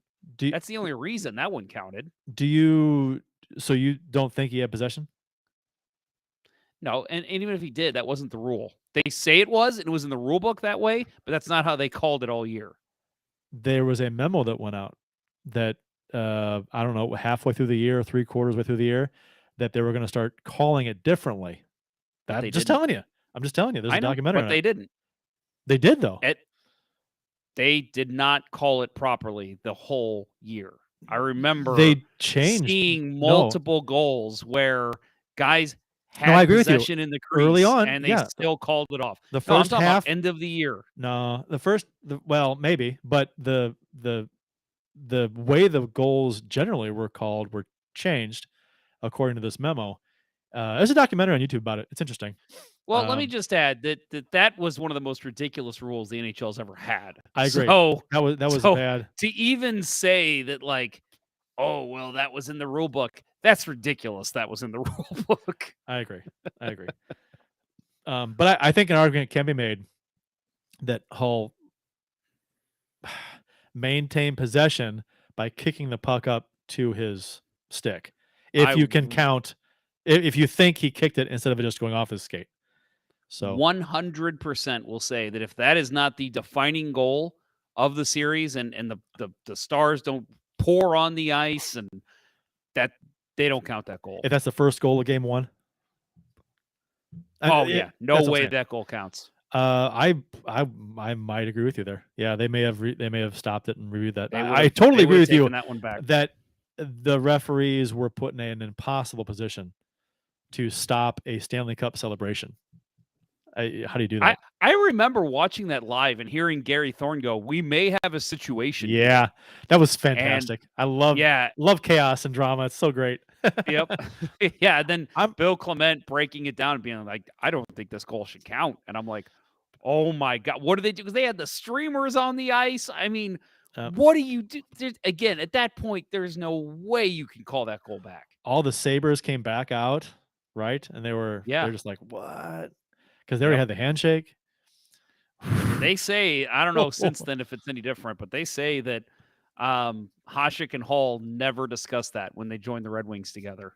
Really? That whole year, 2002, they never talked about it. That's interesting. Yeah. How do you? How do you? If you're Hull, you don't bring it up. And if you're Hasek, maybe you bring it up in jest. You know, like I bet he was still pissed about it. Oh, I'm sure he was. Hasek, he's if you read Hasek's social media nowadays, he's a very passionate person. So, yeah. That's all, folks. He's a Looney Tune. So this might get comment of the show here, folks. Matt Harris, who has been very active in the Twitter or in the YouTube comments tonight, which we always appreciate. My favorite part of the podcast is when the boys argue about a goal that happened before I was born. It's one of the most famous goals in playoff history. So I mean, Yes. I remember where I was when it was scored. It was just one of those things. Well, and it involves a former St. Louis Blues Sure. legend. Yep. And a the guy year that was after he rumored left. to come here. Right. Yes. Oh, yeah. Because he was, that was, and the reason why Hasek didn't come here, the deal was in place, but he had veto rights on it, and he was not going to come here because the Blues wouldn't let him know who they were sending back the other way, and he didn't want the Blues team to be gutted. So he wanted to know he was coming into a good team, and so Plo wouldn't let him know who was going the other way. That was the hang up on that deal. We could have had Hasek instead of Detroit. All right, we got another good comment here. God damn it, Matt Harris, you're killing me. I bet Hall keeps his shoes in a crease-shaped shoe rack. Oh my God. That's pretty good. That's pretty funny. solid. That's sweet. We did screen grab that and use that for the promo tomorrow on Twitter. Yes. Comment on the screen. You know what? Let's just go ahead and do it now, shall we? Smile, Kurt. All right. You get it? Yeah, we got it. All right, good. The podcast listeners are like, what the fuck's going on? If you've never watched the show, we have listeners and we pull up comments occasionally during the show to put them on screen. The good ones, right? Oh, only the good ones. Kurt, I didn't get it. It looks What is terrible. It's a print screen button. Hit it. All you do is hit it. All right, hang on. We're I going to can do it go one back more and get it time. later. I'll go back and get it No, later. we're doing it now. Oh my God. Fuck it. Okay, there we go. Perfect. Great. NHL expansion coming soon. Eric, not gonna work here anymore. Of The Athletic discusses 6 cities the NHL could expand to in the near future. How do you pronounce his last name? Duhatschek? Duhatschek. Duhatschek. Yeah. That sounds right. That looks right. Duhatschek. Yeah. Duhatschek. You could be completely wrong. C this side of the pond. Duhatschek. SHC is a hard C, is a CH. Basically. I think there's a T in there somewhere too. Do hot and then CH. Duhatschek. Duhatschek. Okay, whatever. He gives a breakdown of it's a long article about which cities he thinks are deserving of an NHL franchise. And actually, I saw a link in his article that talked about, which I hadn't seen this article before, about if you were to create a 32-team NHL league today, which cities would you choose? Like you wipe the slate clean of all the franchises and you just pick 32 cities in Canada and the United States. And who would you pick? That was an interesting little article. Check that out. Yeah, and we actually had someone try to do that with us. I think it was start of this year. That could be a fun summer show for us to do. That would. I'm sure 98% of our answers would be the same, maybe. Right. We'd have a few different ones, I'm sure. But his 6 were Houston, which I don't agree with some of these. Houston, Atlanta, Toronto. So giving Toronto a second team. He argues that Toronto could support 4 teams. Well, maybe he's exaggerating, but he's trying to make a point. Quebec, Kansas City, and Halifax. Dude, would we lose Ken Morris? Would we lose him? Would he Probably. stop listening to the show? Probably. You We got to root need for the you, hometown Ken. team. Don't right? leave us when the Halifax Moose Giants start playing in the NHL. No, the Halifax Hooligans. Ooh, I Got to like get that. the alliteration there. The Halifax Hot Men. How about that? The Halifax Hot Potatoes. The Halifax Carl Lindbaum. Carl Lindbaum.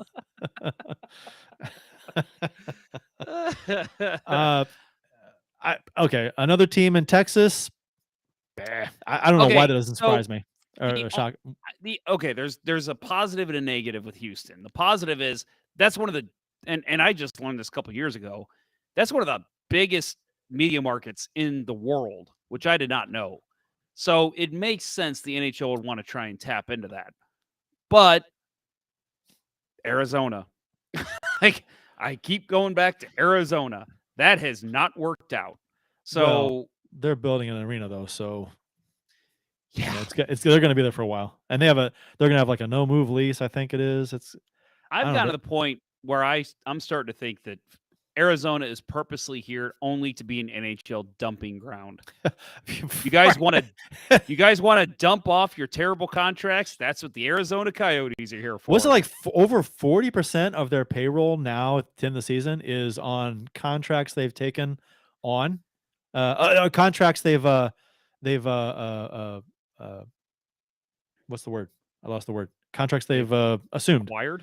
Like percentage. They're paying a percentage of someone else's contracts for it's like 40%, or they're either taking on a contract that teams didn't want, or they're paying a percentage of another team's contract and got a pick in return to help them fit a guy into the cap. That's what you said is correct. That's over 40% of their salary right now. Is that draft up the greatest like players that have played for organization or players that have been under contract with organizations?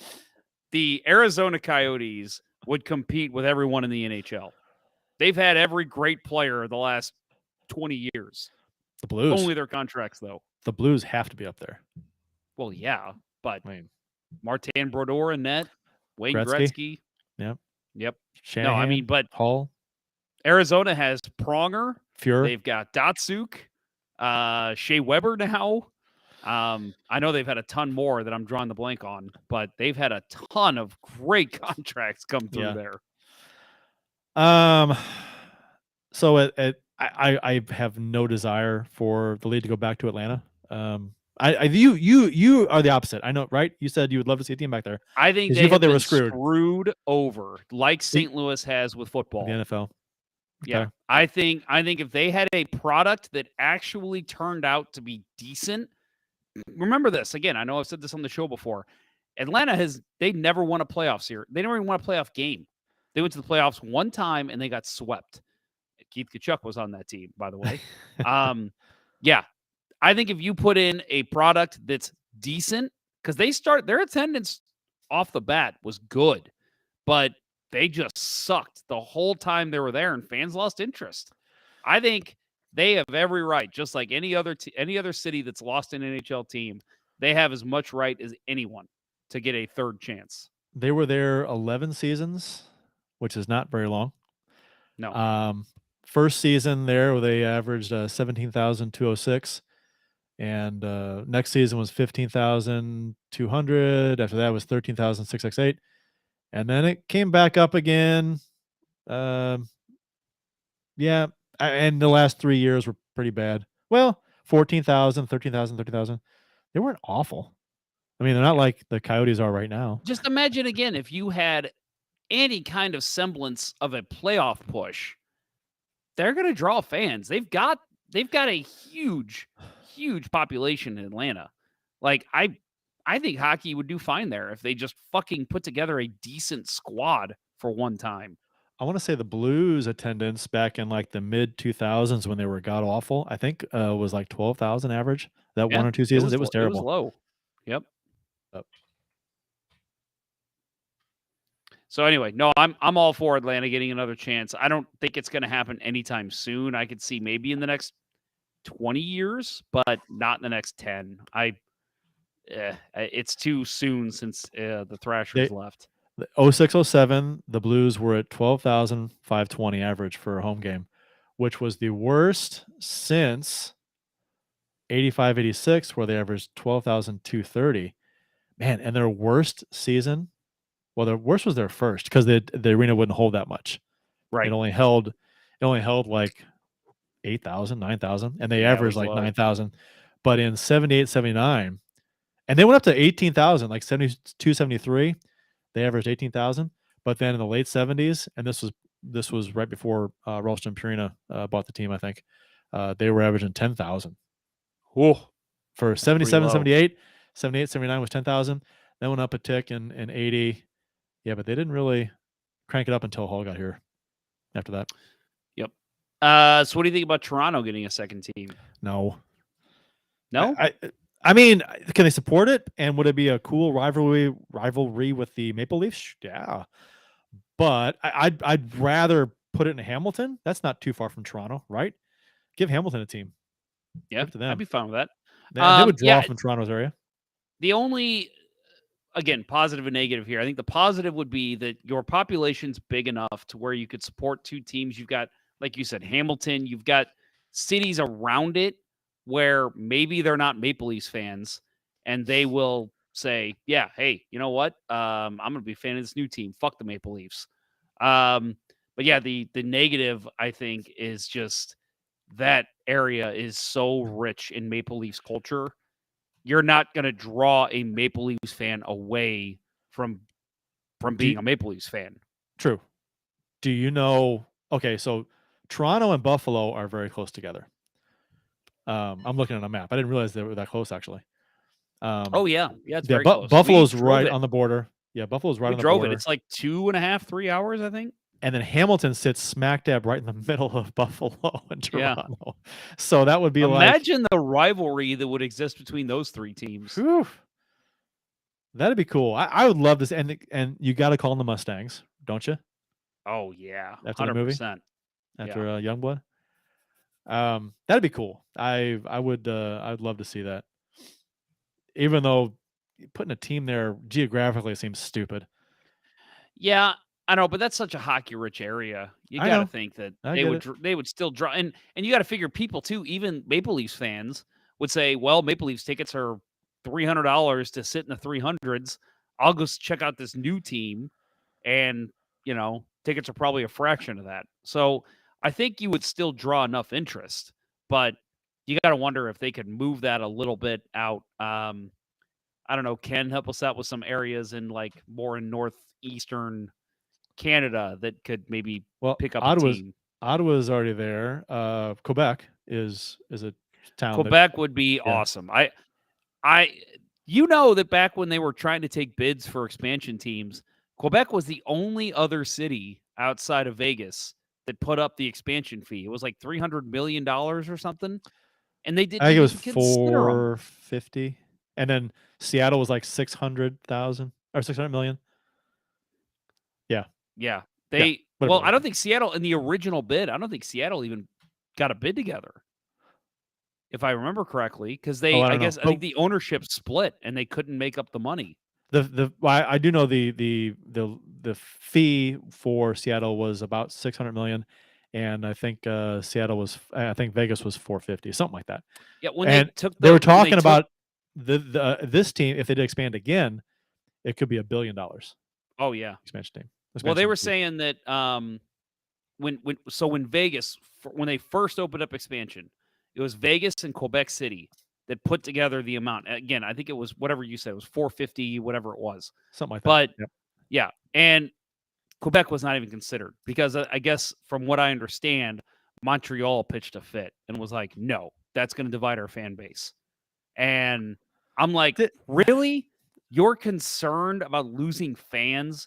No one is leaving Montreal to go. If you're a Habs fan, you're not leaving the Habs to become a fan of a new expansion team.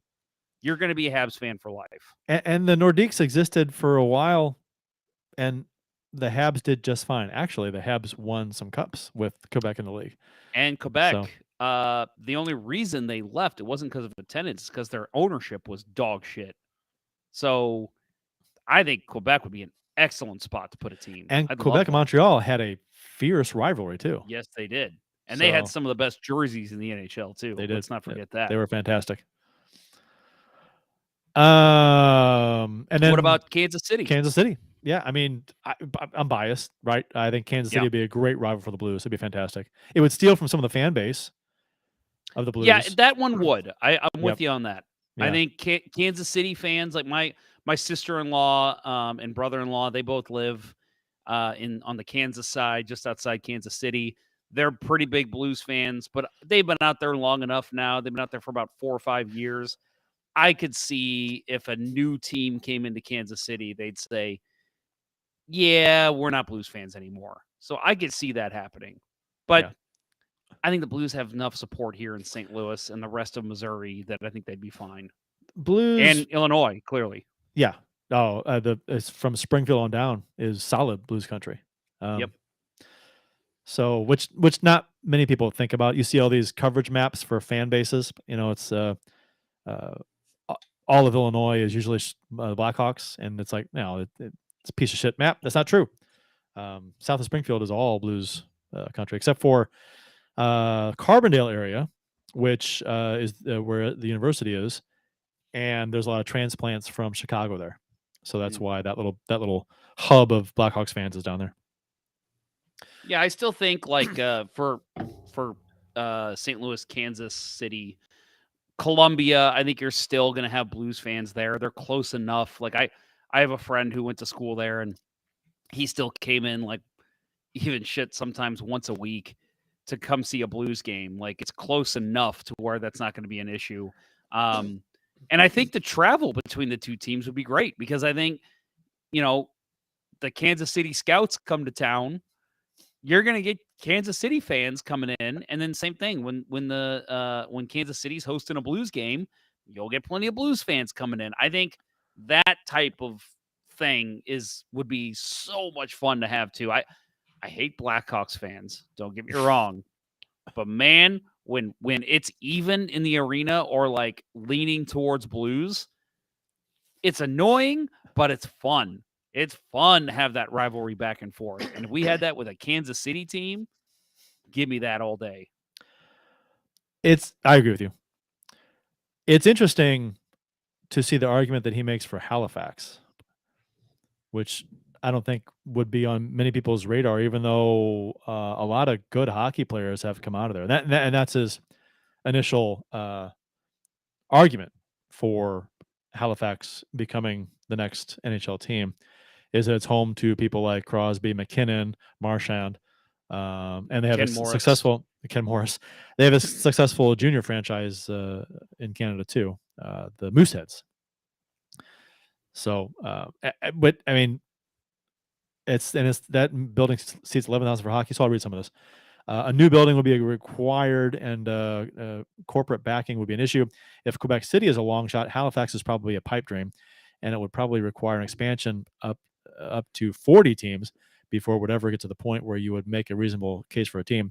By then, it's likelier the NHL would consider expansion to Europe before they even consider the Canadian Maritimes. Still, the idea that sometimes in the far-off future, Crosby, McKinnon, Marchand, and others from the area invest in a team in Halifax is a delicious scenario to ponder. Yeah, I don't know. I did. They did talk about making the NHL a worldwide league, Europe, Asia, and North America, and you'd have a chunk of games played in the U.S., North America, and you have a chunk of games played in. They'd rotate basically. A chunk of games played in Europe and a chunk played in Asia. And so when you travel to Europe, you play, I don't know, 15, 20 games and then go on to Asia. I'm not sure if I'd like that or not. You would be killing the revenue from your building for these teams. I'm not sure how that would work. Yeah, I'm not that's like what do they call that? Like barnstorming when you go from city to city. And I don't want that. Now, if there was a situation where the NHL had ties, and we're probably talking at this point 20, 30, 40 years down the road, they had ties across the world, and it was like, hey, we got a NHL Europe, we've got NHL Asia, we've got NHL Africa, whatever, NHL Antarctica, whatever. Is there an ice rink in Africa? There's probably one. There's probably at least one, right? South Africa, a couple pond rinks, I'm sure. But no, and then like you have your NHL, like your pure NHL North America. You have your Stanley Cup winner, and then you play like that champion goes on to play champions from other leagues. That would be fucking amazing. That'd be cool. Like I would love the that. World Cup of hockey. Yeah, right? Exactly. An actual World Cup of hockey. Yes, I would love that. But again, that is probably years upon years in the future. That's 30, 40, 50 years away. Oh, yeah. And I just don't see that working that way. But yeah, if they did it to where they were just playing chunks of games across, no, don't do that. Your fan bases, you're basically alienating a bunch of your current fan base just to make new fans across the world. Yeah, I wouldn't. Yeah, it would suck to next home games in 3 months. Yeah. Hey, it's a great homestand, great 5-game homestand, guys. We'll see you in 2 months. Right. No, thank you. Vegas paid $500 million, and Seattle paid $650. So those are the numbers. Yeah, now with inflation, holy shit. Yeah, you're probably looking at $1 billion. Well, and expansion's not on the immediate horizon because they just did with Seattle. So I can't imagine they do it for a little while. But when they do, it could be $1 billion. I can't remember what movie that was. There's a movie, or maybe it was even a book. We were talking about how like it was set in the future, like in 2040, and they said Major League Baseball had 50 teams, and I'm like, I can't even imagine a 50-team league. Holy shit, that'd be nuts. Matt Harris says, I don't think hockey is an accessible enough sport to have a hockey World Cup, unfortunately. I'm with you if you're trying to count every country or most countries. But there's a World Cup of hockey now every so often. It's right. But it's mostly European teams and North America, North America, Canada, European teams, Russia, so Japan. Damn it, Ken! Don't make me like Sidney Crosby. Ken Morris says Sidney Crosby sponsored a kids team from Africa to play in a minor hockey tournament in Halifax. That's pretty amazing. I'm one of those guys who doesn't hate Sidney Crosby. So Ken Morris again adds here, Portland, Oregon should get a team or move the Coyotes there. Yeah, I got a friend in Portland, and he's a Blues fan. He's from St. Louis, but he has adopted the Kraken as well. But he's like, I will abandon the Kraken in a heartbeat if Portland ever gets a team. And they're hockey mad up there, so I would love to see that too. They are building an arena in Arizona, correct? I mean, that's happening for sure. I don't know if it's official. I know that that is the plan. It's passed a number of hurdles. I don't think it's passed every hurdle yet, because they're going to play in Arizona State Arena for 2 years at least. Oh, I think it's 3 or 4. Is it 3 or 4? So yeah, I mean So if plans were already approved, they would be starting groundbreaking soon, right? I mean, you'd think. I don't think it's actually a done deal yet. Although in November of 2022, Tempe's council approved the proposed arena. They're voting on the approval of the arena in May. One last vote. One last vote. So that's when we'll find out for sure. Our friend Matt Harris. You know what? I'm almost hoping it fails. I want to see Arizona go somewhere else. I've been on the keep them there because there's fans there, and I think the fans deserve a shot. But man, I'll admit this last trade deadline actually is what swayed me. I'm like, it took this long for me to be swayed and say, again, I'm really thinking the NHL has looked at Arizona now as the dumping ground. And I'm sorry, you can't have that in pro sports. Like basically a get out of jail free card for these GMs who can't control themselves. Oh, we got Arizona. They'll take our contracts. Like, that's fucking stupid. So if that's the way it's going to be, I'd rather they move them. Their attendance has never been great. I mean, unless the arena doesn't hold many fans. Because, let me see here. Is their arena like 16,000 max? Okay, so I'm sorry, real quick. Arizona, they signed for 3 years. So this year, 23, 24, and then 24, 25, with an additional option for the 25, 26 season. Arizona's attendance has never averaged over 16,000 a game. And last season, it was 11,600. And most seasons, it's like 13. They didn't have a single season over 14,000 average from 09-10 through 18-19. 10 years. 10 years they averaged under 14,000 a game for 10 straight years. Jeez. So I mean, if I'm wrong, tell me if I'm wrong here, as you've got the numbers in front of you. The Roenick Kachuk days, if you can go back that far, they did pretty well there when they were good and competitive. that was what 03 what was it? Kachuk came here in 01, so it would have been like 97, 98, 99, somewhere in there. Okay, so 96. This only goes back to 96, 97. Which was their first year. Right, their first. That makes sense. Okay, makes sense. Yeah, their first few years, 15-5. Their first year in the league was by far their best attendance.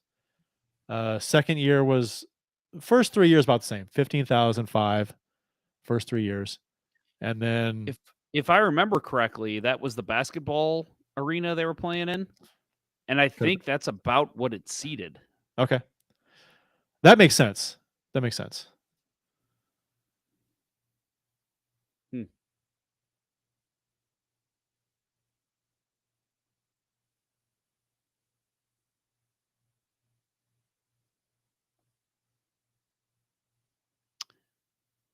Did I lose Kurt here? Kurt, you there?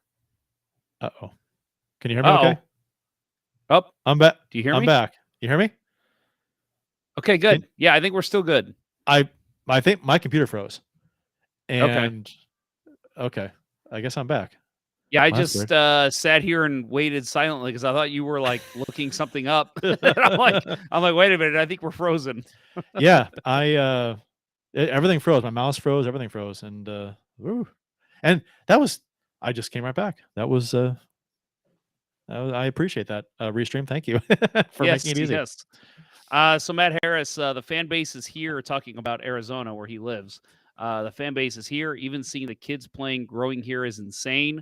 For long stretches of time, the Yotes have been in Glendale while their fan base is almost an hour west. After the move out of Phoenix, ownership saw a big drop in trust and good faith from the fans. Yeah, and I'll say, like, I've never been to Phoenix or Glendale, but I remember reading like actual posts from like Coyotes writers back in the 2000s when they moved to Glendale.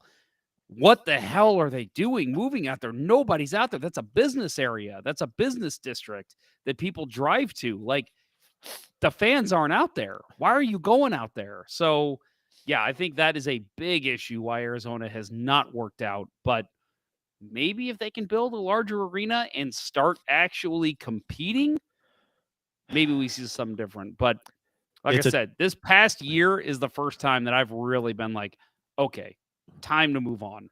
It's a $2 billion proposed arena. That's massive. That is. That's better twice fucking work. That's twice what the Cowboys stadium cost. Wasn't that the first $1 billion stadium, I think?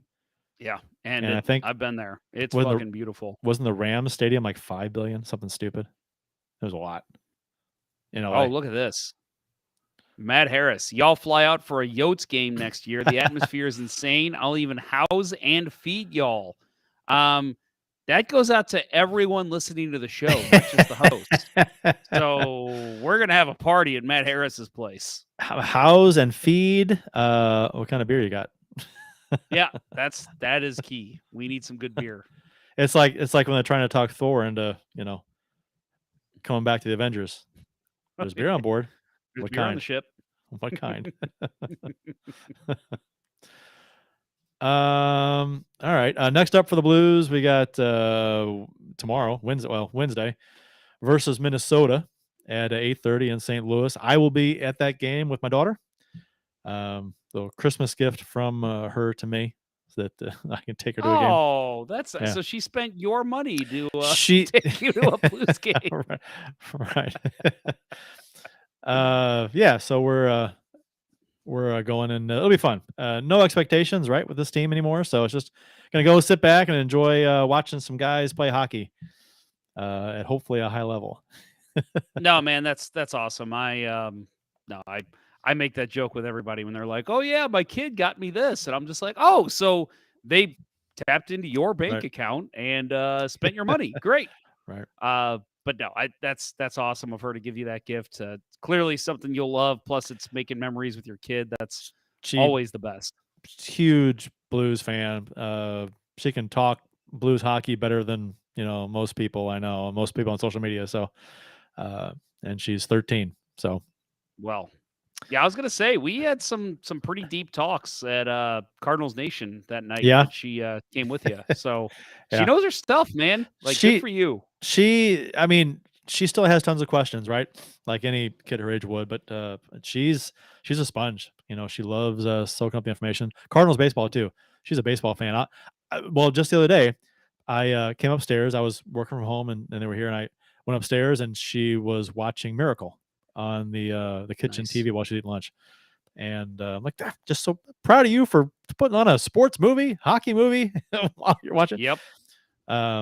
Yeah, we watched 8 Men Out and A League of Their Own, and she loves that stuff. Nice. Yeah. Oh, nice. Yeah, my wife and I were just talking. We need to watch A League of Their Own. We haven't showed that to our son yet. So that's a great movie. That's a really good movie. Yeah, we well done sports scenes too.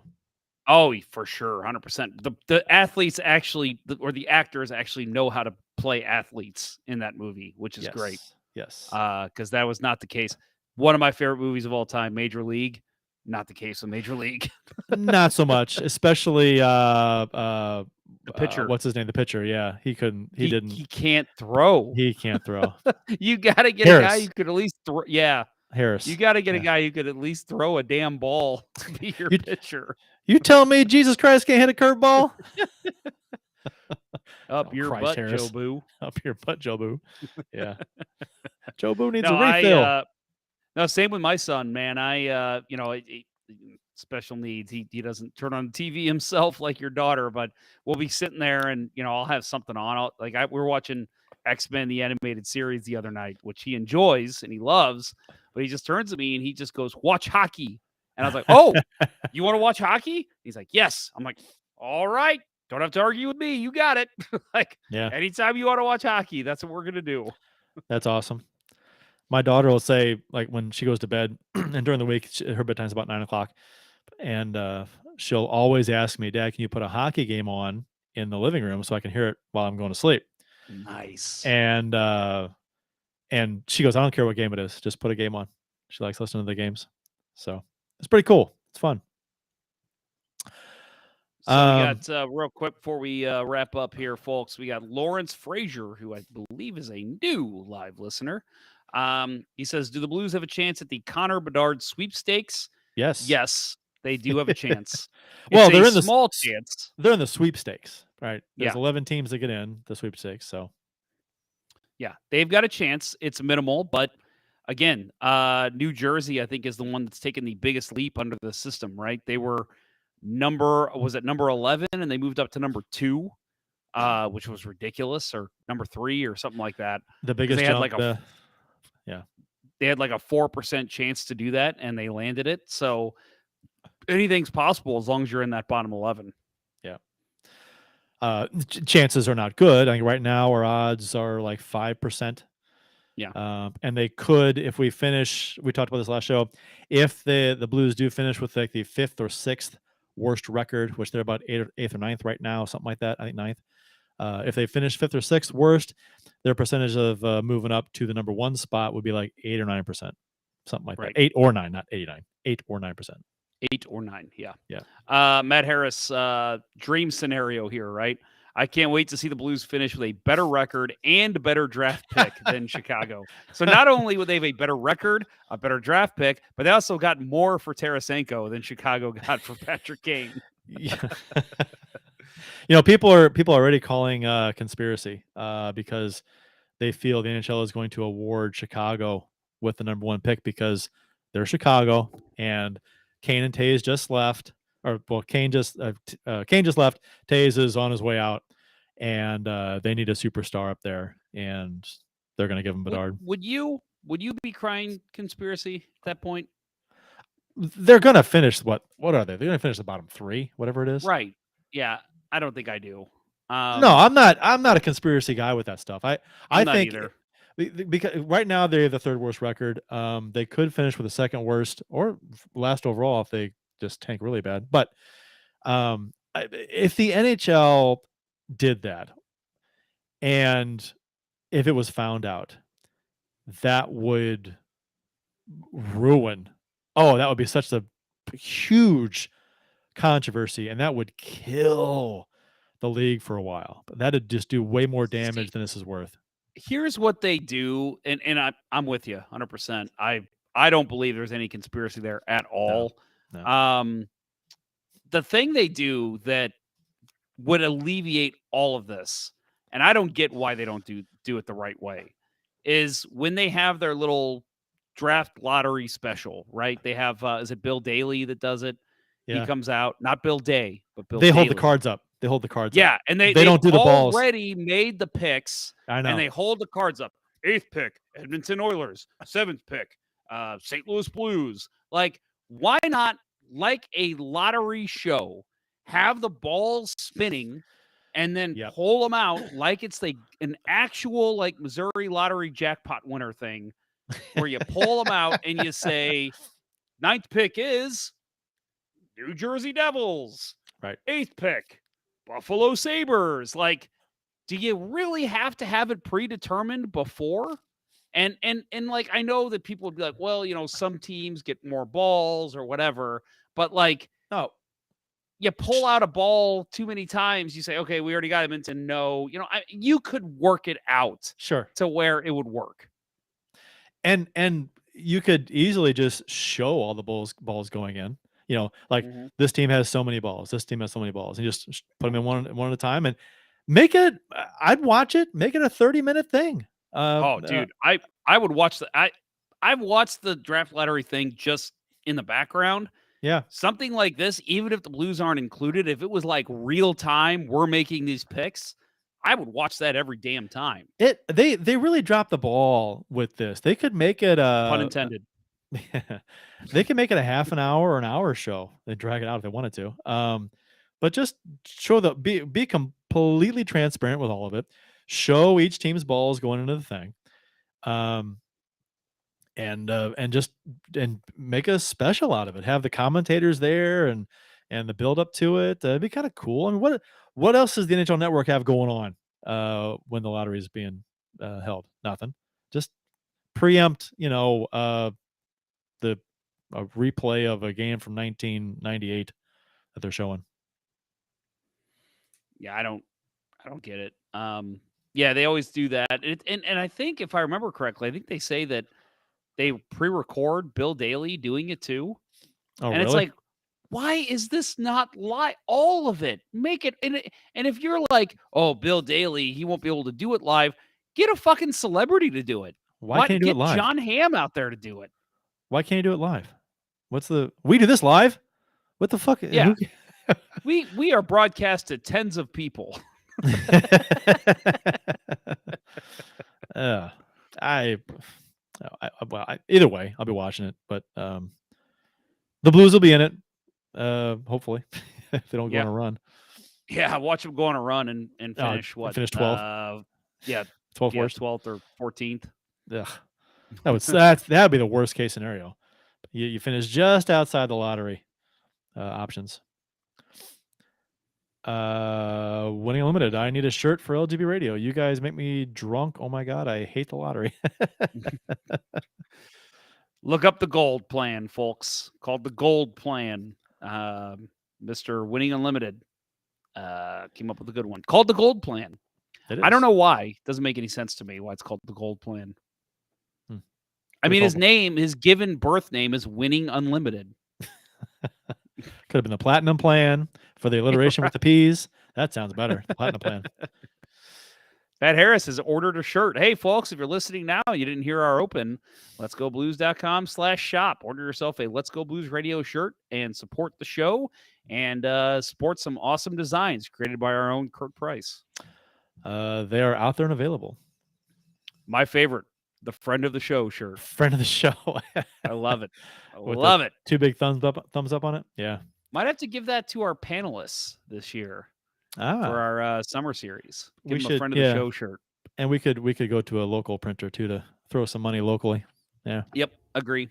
I got a good one out here my way in Oakville. So yeah, that'd be good. What else? Any other riveting comments we got here?